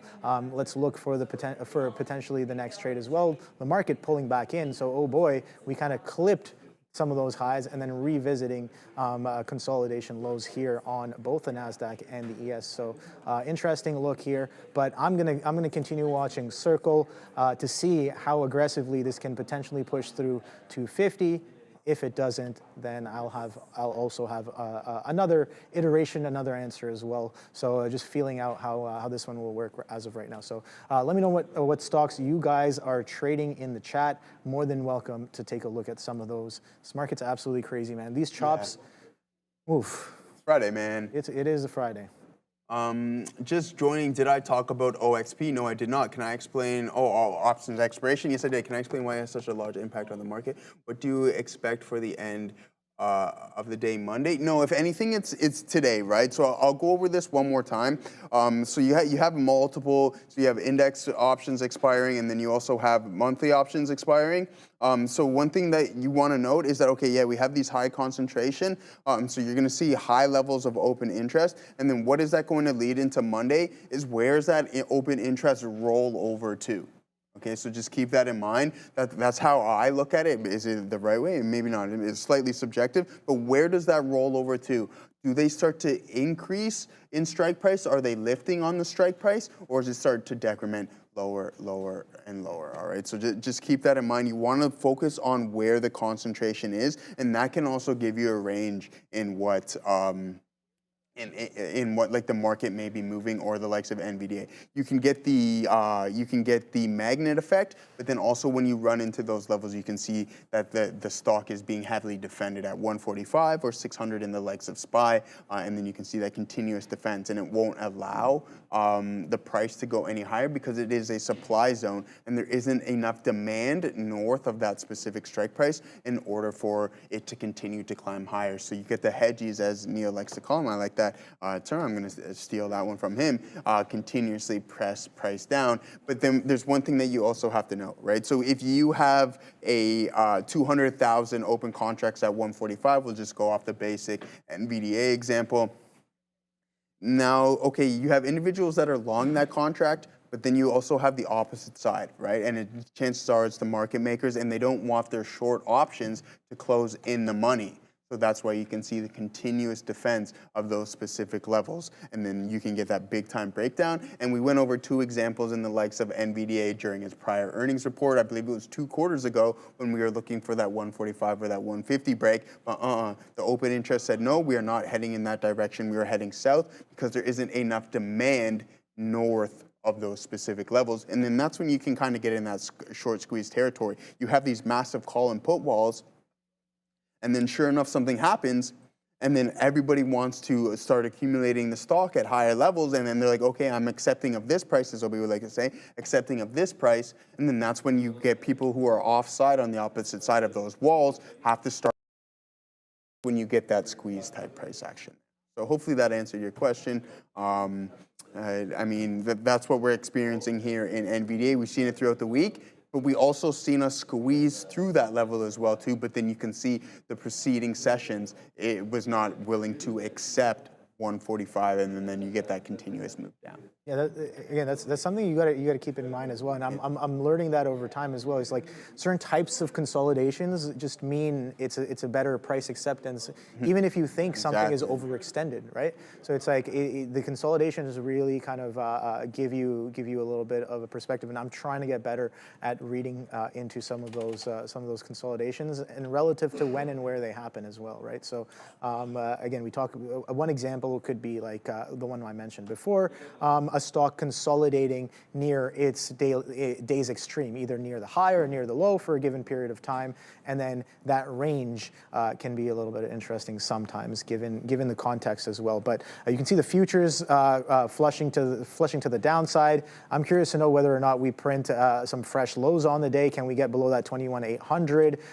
But this circle, bro, oh my God, this thing kind of pulls back all the way to 245s and then pulls back all the way to 247 halves. So again, still holding higher highs and higher lows as of right now, but being patient, watching to see what it does with that 250. Again, nothing too crazy in terms of size sitting at that 250, or at least showing itself as of right now, but let's see what it does. Every single pullback that we've had over the past, I guess, I would say since the open, every single pullback technically we've bought up on Circle. So it is, I guess, technically a with trend trade as of right now. And again, higher time frame as well. You know, we've been kind of gapping up and pushing Bitcoin on a bit of a perpetual, not really a perpetual squeeze, but a bit of a stair step happening on Circle there. Yeah, good point out there, guys. And thank you for whoever just mentioned, say, Bitcoin is really, really tanking here, guys. So yeah, I've made my mind up. I don't want to be any part of this swing just yet. There's going to be plenty of opportunities to be trading this. So yeah, I'm going to hop out. We tried the longs here, didn't work out for us there, and you can see we take that a leg down, and that's kind of what I'm aiming for here in the likes of NVDA, right? So you can see that we're slowly getting that turtle shell type price action. You get that curl over, and then you head towards the low. So that's what I'm waiting for. Here we go, and we're starting to get that breakdown. Is this an add opportunity on NVDL? Let's see, because what a big time move through some of these support levels here, Obi. I'm liking what I'm seeing right now, so be patient, aiming for that low of the day. If the market heads in that direction, then I think we're going to be sitting pretty good. I have to be significantly more patient here on this one, and I'm looking for a larger risk to reward there. Go big, go home, trying to diamond hand this one. If the market wants to break down, we're going to look to participate on that. And what am I expecting to happen? If I truly knew that, then I would have a I'm not going to go down that road anyways, but yeah, here we are. Let's see what we got going on. NVDA breakdown. Neil, you still in that? Yeah, Neil got nice. You got right back in after that squeeze. Yeah, nice play there. So really good move by Neil. He's short NVDA. You get that pop higher, hops out, and then he just pops right back in there. So smart play. That's nice move to the downside. This is exactly what we want to see here, Neil. And I think that we can head towards 143, especially if that downward pressure is continued and you get those hedges looking to same thing. Yeah, Circle as well. Circle at the same time. Yeah, that bid came in real hot. And like I said, got to stay light and nimble and be willing to take some of those crazy moves there. But yeah, 240s came right back in. You can see the market as well. Look at that strong flush. So yeah, potentially coming in for some fresh lows as of right now. So market tailwind definitely on the side of some of this selling happening here. And again, Amazon I'm seeing just cracking through day lows as well. So oh boy, this market coming in real hot. Circle, not really working out. We'll give it another shot. Sorry to interrupt you. I'll send it right back to you. But one thing that I've noticed, Obi, is that when this Iran-Israel conflict started, the market was really reactive. Boom, you've seen it instantly. But now I've seen it slightly lagging. So Adair will bring us the news. You won't see the market really reactive for that until a couple minutes later. And I've seen that a couple times here displayed. So yeah, sorry to interrupt you. But yeah, no worries. No. I think again, you got to wait for those reactions to come in and then participate a little bit there on that one. So circle, oh boy, that's a little bit wide there. But again, consolidation lows at 35. Let's see if we can reclaim that 40 with any sort of umph. But the market is about to crack its day lows here, so not a great look. TQ short, I did not get back into that one. So shout out to Neil for hopping back into that market short as, again, Softy coming back into its lows as well as of right now. So, oh boy, aggressive sellers. Again, who was in charge off of the open? They showed themselves once again, showing themselves going into the later half of the day. It's only 1:30 right now. Yeah, fair enough there, Obi. And that's one thing that I was planning on. I'm going to start documenting as well, too, just to collect data to see what actually happens. Strong pre-market trend, right? What happens after that? I've started to notice, I've observed a lot of selling. Slightly weaker one, just below the volume weighted average price, as I'd like to see. You can get that move to the top side. So I'm going to start documenting what a strong pre-market trend necessarily leads towards in an intraday session and a weaker pre-market trend. All right, guys? But Adair's got some more news for us. Let's get this breakdown here on NVIDIA. I haven't even pieced anything out just yet. So my guy, Deontay Wilder. Adair, what do you got for us? Actually, I don't really have much. There's not much here. There's just some comments from an individual here who is basically the French foreign minister. And he's just saying here that Iran basically said they're prepared to continue discussions on nuclear and other issues, and they believe that diplomatic negotiations are the way to pave the way with Iran. So this actually doesn't sound too negative. It sounds pretty optimistic. Apparently, Iran foreign minister is actually willing to continue talks. So, yeah, I mean, nothing super, I guess, jumping out at me here to explain that move. I want to mention Circle, though. Apparently now this is the third largest holding in Cathie Wood's ARKK ETF. So Cathie Wood really liking CRCL here. Back to you. We hit the sirens, Neil. Yeah. Let's go, Neil. Nice short there, brother. He's starting to piece him out there. I can hear him punching keys across from me. I'm going to start doing the exact same thing because you got to follow what the big dog Neil's doing. So there we go. We'll take some off right there, guys. I still have about 70% of the position remaining, a little bit more than that. So yeah, really good look. Ooh, I don't want to form a hammer candle here, though. So maybe I'll take out half of what I have remaining there, Obi, and just leave the rest for a runner of the low of the day because I don't want to get a hammer candle to close here, and then we can get a potential bounce considering the news that Adair just brought us here. So I was waiting for the low of the day. We didn't get there quite yet. We're trading around 143.44, and the low of the day is around 142.64. So yeah, maybe a potential pullback. But the volume is really starting to pick up here, guys. So there you go. You can see it. We enter at the top end of the range. You sit through that squeeze, and then you add aggressively into the position. I think there was another opportunity at the crack of the support level. I just didn't take it for some reason. But yeah, there you go. NVDA working out relatively well for your boy, Neil, and I, who will be both on the aftermarket recap. Yeah, nice. That market short coming in real hot. So we did take out that day low on the Nasdaq, 21,800, or the intraday open session low there on the Nasdaq as we pull back in. Look at this aggressive selling coming in here as well. I'm still holding on to a little bit of the circle as it still holds some of these prior lows as of right now. But yeah, that's selling coming in pretty aggressively, again, in step with the rest of the market. So got to be wary about that one. But yeah.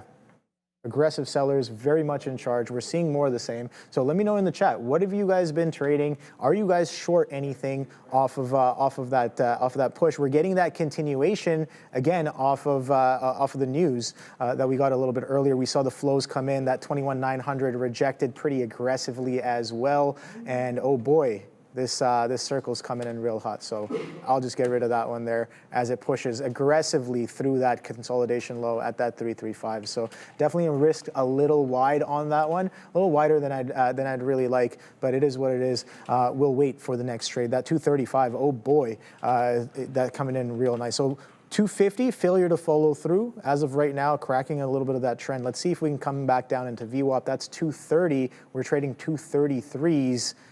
Less than 10 minutes ago, this was trading near 248. So again, We talk about those crazy wipes there, so nothing true unexpected happening here with Circle as it flushes to the downside alongside some of that volatility coming in with the rest of the market. So where is the next trade? I'm going to continue to watch Circle to see if it gives us anything significant as of right now. But Nvidia also on watch, Softy also on watch as well. Apple still holding pretty well on top of or in and around its VWAP. So let's take a look at that one and see what's going on over there. And see Apple looking distinctly different. The whole market is pretty much catching a little bit of a bloodshed, but Apple holding its own right here in and around VWAP, 199 consolidation, 198 is currently trading as of right now. And again, the futures as well pulling back in. So nothing in line happening on Apple just yet, but maybe it's lagging. You never know. Sometimes maybe it's just lagging around. Maybe some buyers have to still step out of the way before it can follow through with the rest of the market. I have no idea, but we're seeing this selling, aggressive selling, coming in across the board as of right now.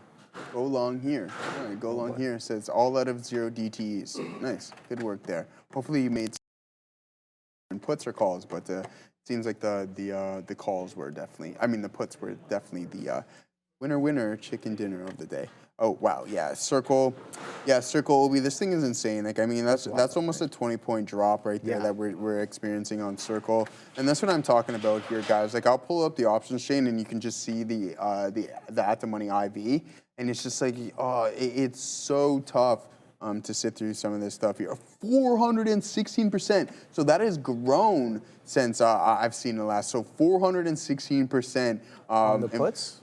No, just implied volatility. So yeah. So that means that from a basis it can range 416% this way, 416% that way, which is absolutely insane. I want zero part of this right now, full circle. But I mean. Nice. Just you gotta be patient in this. Let the implied volatility cool off. I mean, Obi, I do like what I'm seeing from a daily perspective. Yeah. I think there's going to be a short opportunity here on this name. And see, there you go. Like, look at this massive indecision candle at the highs. But look at the range it's trading in. $200 all the way up to $247. Like what Tesla used to put in a $50 day when it was at like $600-700, right? So I mean, this is half the price. It's only been open since when? June 5th. So this is some crazy stuff. It's very interesting and really cool to watch and observe. So we'll have that one there, Rich Buddy. Handyman Service. This is enjoyed it. Thank you for your insights. Wanted to ask you. Okay, so here we go. Handyman Service. What's going on, Handyman? Hello, Joe. This is Harp from San Francisco. Hello, Harp. I joined your Trader TV session for the first time yesterday, Wednesday, I'm assuming, and he really enjoyed it. Thank you for the insights. Wanted to ask you if you can help me with a few things. Okay, I'm watching. Could you please give me some guidance on whether it's a good time to buy them, and if so, what buy range would you recommend? Here are the tickers I'm interested in: Mara, APLD, Pony, RGT. We'll do that momentarily, but I think Obi's got something here for us. Traders, listen up. First month, free. That's right, we're waiving fees. Trade smarter, not harder. Upgrade to Elite. Analyze, strategize, capitalize. Our platform, it's everything. Infinite data. Instant trading, lightning fast market insights, game-changing charts, predict with backtesting, reliable, real-time data, global markets at your fingertips, all in one platform. Don't miss out. Execute your best trades now. Ready to elevate your trading? Scan the QR code or check the link in the description. Our friends at eSignal. Nice. Okay, this market's coming in real hot. Yeah, it's coming in real hot, Obi. NVDA is holding up relatively well around that low of the day. If we can break down, then I think we might even see a little bit south of that. And that's when I'm going to look to take the majority of the position off. And there you go. We're getting a big move down here. So Handyman, follow me quick. Oh, there we go. We're going to come right back to you here, Handyman, because we are starting to break down here. NVDA now punching through that low of the day here. Okay, no, we got some time. I'm going to be patient because I want to see a little bit south. But we're going to go over, we won't go over all your names. We'll go over a couple of them. How's that sound? So we're going to go over Mara, right? Because we talk a lot about Bitcoin. And for me, if you're looking for exposure to Bitcoin, Mara is not your route. I'm just going to leave it to you straight and forward, right? Mara, in my opinion, is not your route. Zoom out and see what you see from a daily perspective. If you're looking to invest, etc., is this a name that you want to? And I mean, it's really tough. as the reward for Bitcoin mining slowly starts to decrease, obviously hopefully you get appreciation within Bitcoin, and it kind of balances itself. But the cost of energy in these mining rigs are really, really expensive, and with the computers constantly evolving, then that's more capex that you see companies spending to just upgrade their computers, mining rigs, etc., because they want to be able to mine the most Bitcoin. So you're going to get the nod from me in a long-term perspective on Mara for now, unless things change. Things can always change. We know that, right? So just keep that in mind. That is Mara, and then we'll go over APLD because NVDA is really cool. Tanking APLD. So there's applied digital right here, guys. I mean, here's a solid pullback. One thing to note, we talk a lot about VPA, volume price analysis. That's just the basic correlation between volume and price. It tells a story, a very definitive story that a lot of traders use and consistently use, and I suggest you do so as well. Okay, so here we go. APLD, big time move, and the volume was supporting this, but now you're starting to experience a pullback. Now, via volume price analysis, what you want to look for now at this somewhat low, at this pullback low, is a form of indecision. And a form of indecision is going to be a hammer candle, a shooting star, any form of doji, and then that's going to be your primary entry there on APLD. Adara, what do you got for us? Here's Novo Nordisk.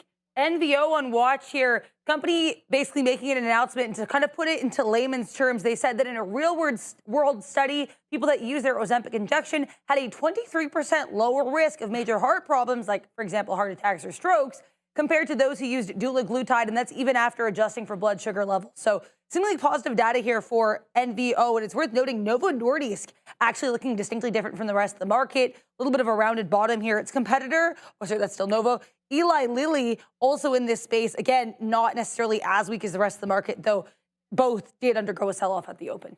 Back to you. Thank you for that, Adair. All right, guys. Yeah, I just took some more out here on NVDL.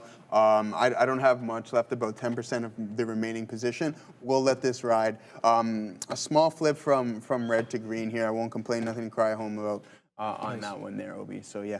I'm kind of just, I'm waiting and watching to see what this circle does around this 230. Again, we talk about that prior structure high being around 230s, and then now this is on top of VWAP as well. So being a little patient here and seeing if we can take another stab at this one. The market tailwind definitely not on our side, so I've got to keep that one in mind.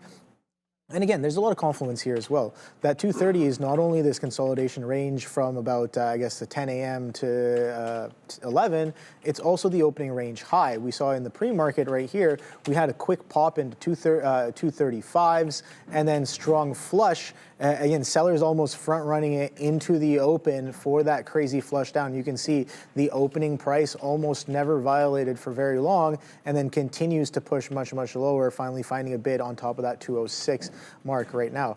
But higher low, higher low, higher low. Let's see if we can make another higher low on top of this 230 as of right now. I do want to get potentially involved because I'm like, if this thing is going to continue to stair-step squeeze, then that 250 is still well within range, in my opinion.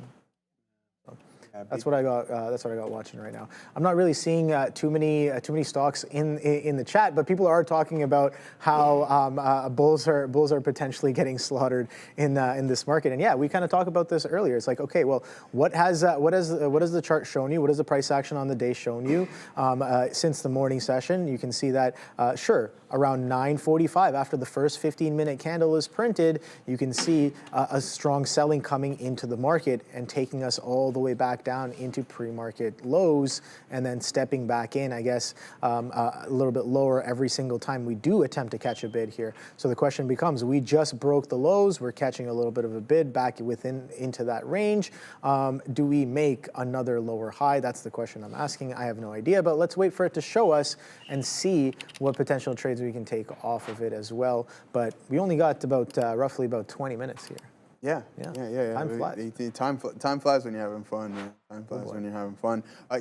That's what we got going on here, Obi. Obviously, I'm just sitting here and I'm like, I wish I had some more shares. But I mean, This is usually how it goes when things start working out for you. But yeah, I mean, we can't complain about this trade here, guys. Enter at the top end of the range. Had the ability to sit through this. I'm glad that it didn't punch through the resistance zone here and continue to climb higher once the thesis really started to work out. And you can see, one thing to note is that you can just really see the volume pick up here.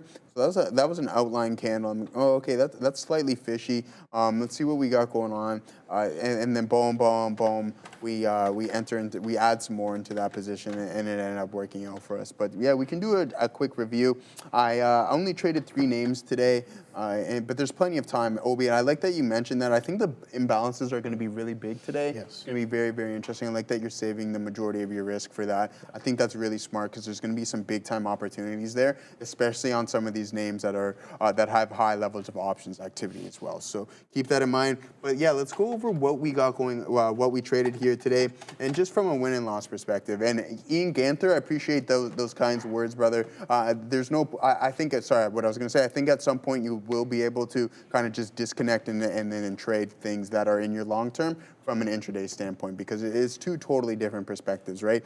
Long term, you're just looking for the bigger picture. Intraday is when you really start to hone in and look at everything under a microscope, all right? So yeah, let's go over what we got going on. CoinL was the primary trade for the day. That's the only thing that I really had on my pre-market preparation list. Also, I had a kind of a frantic morning. Did I tell you about did I mention No, what happened this morning? Okay, so we'll do the trade review. Actually, I'll hop into it right now. Sorry to jump all over the place. But essentially, I was already at the office and I had to go back home because I left a bag of food on the ground, and I didn't want Milo to eat it because it had onions in it. Onions are bad for dogs. So I was literally at Mount Sinai, and then I had to turn around and come back. But I did the trade review here, guys.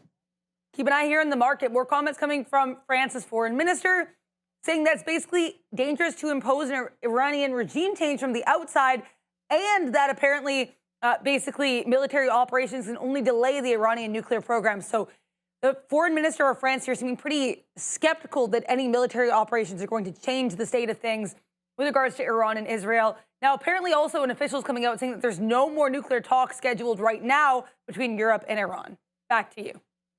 Adara. Yeah, so just to hop back into the trade review, guys. First entry here on coin, break even. We take a second stab. We do take a loss on that one. This one was a small victory just due to the fact that I accidentally added instead of partialed, and then I eventually just closed the whole position on that one. So at that point, we're 1-1-1, 1 break even, 1 loss, 1 win. Unfortunately, the loss was larger than the win.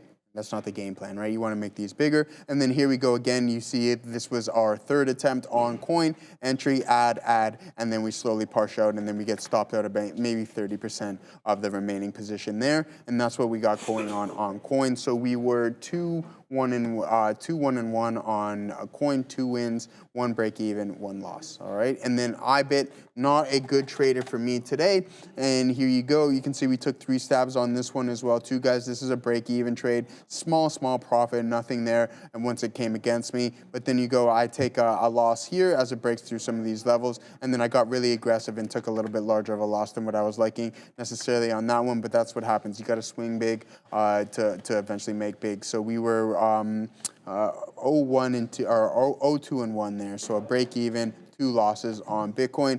And then NVDL, I believe it was only 1 attempt on NVDL. Yep, there it is. Only 1 trade here on the day, guys, with NVDL. Just looking at this consolidation, slow turtle shell type price action. Why am I shorting NVDA? Why am I shorting one of the best stocks on the planet? Well, 145, high levels of open interest, call wall, rejection. We've seen this multiple times, and now I'm more than happy to yeah, I appreciate that, Riri, Jordan. And yeah, I try to be. I love that boy. So I love that boy more than like words can even explain. Yeah, it's crazy actually. But yeah, so with NVDL, same thing, right? 600 call wall on SPY, and then 145 call wall that we've seen multiple times across multiple earnings reports on NVDA, and then that's why I decided to short it just a little bit south of that 145 strike price. Adara, what do you got for us? More updates here. Excuse me, with regards to Israel and Iran. Now we have Channel 13 News in Israel. So local Israeli media reporting that apparently Trump is close to ordering an attack with regards to Israel and Iran. So again, just a couple of minutes ago, we got comments coming from France's foreign minister saying that military intervention is not likely to help the situation. Back to you. Adara, yeah, it definitely won't help the situation. And thank you, Riri, Jordan, and Mary SL for those kind words. Just trying to be a good father figure. That's all, for my fur baby out there. Yeah, yo, that is my guy, Obi. I'm telling you, that is my boy right there. We spent a lot of time together. We run up and down the hall. Yesterday, we were just playing catch in the hall, right? Because he's just a little thing. So I was just throwing the ball down the hall, and his ears are flapping and stuff like that. Yeah, he's a good guy. But decided to pee on my clothes this morning, which I don't know what was up with that. I thought we were friends. Yeah, I thought we were cool and stuff like that. But then he's like, yeah, you know what? He's like, this is actually mine. yeah, exactly. So yeah, but anyways, that's what we got going on, guys. Traded 3 names today. NVDA definitely being the better one on this session for sure. Yeah, no, I think that's a good look there. Funny enough, have you ever heard of a cat that also plays fetch? No. Because my cat plays fetch. Does it? Yeah. So cool. she loves hair ties. Oh, and and then she's always got her eyes on the button because as soon as she sees me take it off, and she's just like ready. She's just ready to hunt for the hair tie, and then you just go flick it. She'll go run and grab it, bring it right back. She won't give it right to me because it's Andre's saying the same happens with his cat. So yeah, there are definitely cats that can play fetch.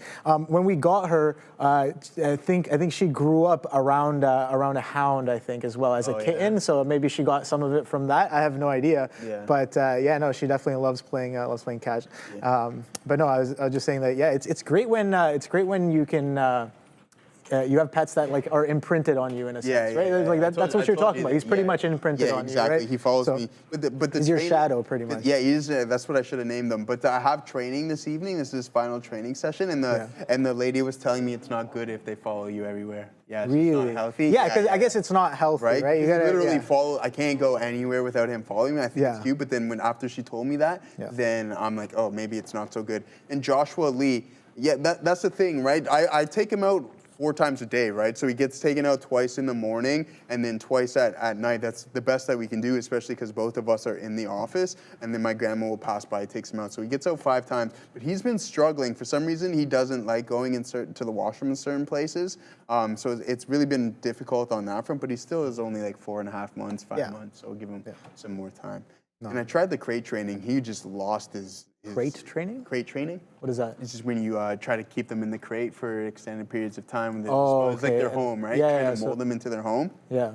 And when we were doing that, he just was losing his noggin, wouldn't just didn't stop like crying. it. Yeah. And we're like, all right, that's enough of that. I don't want to hear it. I mean, how big is it? Oh, dude, he's so small. He's like this big. He's 5 pounds. No. How big is the crate? Oh, the crate, it's big. So it's it's bigger than him. They say it was a suggested one. So Selena's brother used it, so they gave it down to him. And he has Dachshunds as well too, so they're used to that side. But it's it's about that big, right? You know what I mean? So proper size is proper size. Okay, cool. Yeah. Not too big, not too small. Sometimes I'm just I've seen that and I'm like, doesn't the dog get a little claustrophobic? I don't know. I think that, but these guys like to burrow, right? They like to burrow and stuff like that. So I thought he would be a lot better than that, but he's not too good. But he's all right. Other than that, he's a good boy. Yeah, no, you gotta bring him around sometime. I'm sure the chat would love that. Yeah, I don't know how great it would be for the studio, but we don't want to run the washroom. Yeah, exactly. After he gets properly trained, that would be solid there. Softy coming down to the downside here. One of the only ones that is actually printing fresh lows. I'm not looking at Meta just yet, but let's take a quick look at some of these Mag 7 stocks to see if there is anyone acting slightly different and to see if there's anything that we can take advantage of as well. So Apple, we can just do a quick rundown. We're already looking at that consolidation, so holding its own relatively well. So again, one of the questions I might be asking is if this market catches a little bit of a bounce, what will Apple do? Because it's holding pretty much sideways relatively well and not really experiencing the aggressive selling that we're seeing on names like Softy. You can see Softy, fresh lows, and oh boy, look at that lick grab of those of that VWAP of those prior highs there, and maybe some of those pre-market levels as well. But aggressive selling back down through the day's lows on Softy, and then Nvidia. Again, you can see that Nvidia not really looking the same. Tesla not really looking the same, even though it has sold off pretty aggressively. Amazon probably looking the most similar, I would say, because it maybe not testing fresh lows, but distinctly directional trend here on Amazon and Alphabet as well. The thing about Google, though, is it's more of a dead cat bounce than a distinct trend. You can see a lot of the selling just coming in within the first hour and a half or so, 11 o'clock, and you can see that since then, pretty much sideways chop. Sure, a little bit of a lower highs and lower lows, but sideways chop more than anything else. So Meta was the one I wanted to take a look at. Oh boy, so this is one of the ones very directional as well, trading near its day lows. 682s. Oh boy, I thought we were actually going to get to a significant push in this month on Meta, but I was definitely wrong on this one, as we're pulling back as well right now. So this is what I was looking at. This is the weekly, and I was like, okay, what's the probability of continuation if we hold this trend? Technically still holding trend, but consolidating underneath this 700 as of right now. Let's see what Adara has with some breaking news. Here is the market on watch here. Now we have comments. We had comments from France's foreign minister a couple minutes ago. Now we have comments from Iran's foreign minister saying that apparently these talks in Europe were serious and respectful, which they appreciated. And apparently Iran is now ready to once again consider diplomacy. It's unclear what kind of real world or immediate implications this is going to have, or how it's going to impact the markets. Right now, they're pushing a little bit higher as Iran's foreign minister says that the country is ready to consider diplomacy once again. Back to you. Thank you very much. I'll spy. Big smile. Oh boy, that's definitely putting a big smile on my face. Trust me. So you've named yourself pretty well. It's got a well. Oh boy. I don't know. We won't be reading that one there. Nice. Out loud, but we'll but go it's over. A good one. I like the puns that are happening. Big smile. I like the way you think. I like the way you work it. But we can't be talking that stuff on out loud. Yeah, so I like how you. It's in the chat. It's in the chat for those of you who are curious. But I'm probably not going to say that out loud. That we reserve that stuff for after hours. Yeah. We reserve that stuff for after hours. Yeah. All right. So Meta. So we were looking. Big smile. Yeah. Oh boy. But yeah, that was a look at some of the Mag 7s there. Circle still holding above its VWAP, still holding this 235 area. So we'll just chill in that one for now. That was a little bit of a nasty cut there for myself. But again, I was like, okay, well, real risk. I want to give it down to this structure low. But again, when I'm chasing up here, I'm looking for it to go in a shorter time frame. And when that doesn't happen, I definitely can be a little bit more nimble and be like, all right, get out 245s, maybe re-engage a little bit lower if I do think that it was going to come down into here. But it is what it is. Where's the next trade is what I'm thinking about. And it might potentially be here on the TQs, as you can see what they're doing. A little bit of a double bottom here, potentially on the TQs. 71.71 is this current low. Prior low was 71.80. So didn't even get over 10 pennies below that prior low and catches a bid once again. This is where we caught a bid a little bit earlier for a potential push. And if you guys remember, I really did like that push for a reversion back into VWAP.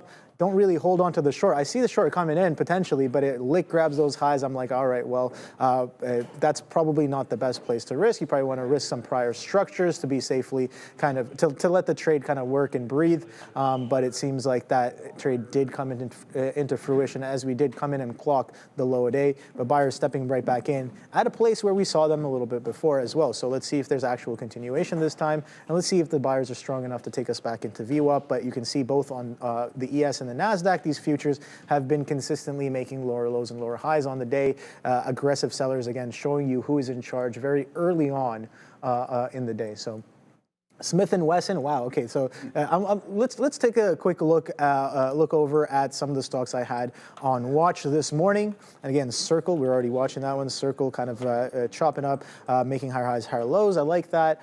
Coinbase was another one. Again, shout out to both Sean and Joe for having this one. Beautiful hold of 300. I was not involved in this one, even though I was like, okay, well, 300 hold plus VWAP. Didn't really get involved. Didn't really have an effective execution on that. There's some aggressive action happening here from the side of my eye on Circle, so that's interesting. So 240, trading back above 240 now. IONQ was another stock here. Again, we saw that strong push off of that consolidation. You even called it out. You said, oh, that looks like a bit of a flag, right? And you can see when that flag comes into fruition, price breaks out and starts to trend with expanding volume. So that was a great look there on IONQ. Some healthy action on that one.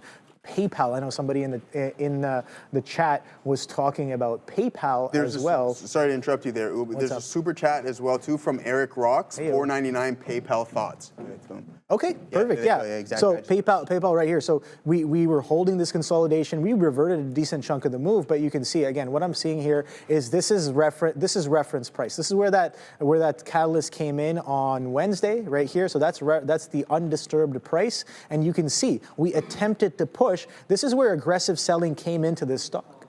Came into a lot of the stocks that were affected by that catalyst. And guess what? We catch a little bit of a reversion, a bid, trend break, whatever you want to call it, coming back into some of those reference prices. And guess what? We're having some trouble getting back through where sellers stepped in aggressively prior day. And we're seeing some more selling. So I don't know what it's going to do, but what I can tell you is what it's showing me on the chart. And that's what we all can see as well, right? So it's like you can use those pieces of information in order to assess your own probabilities and see how things are going. 241s. Let's see if we can get back to 245s here on this circle, man.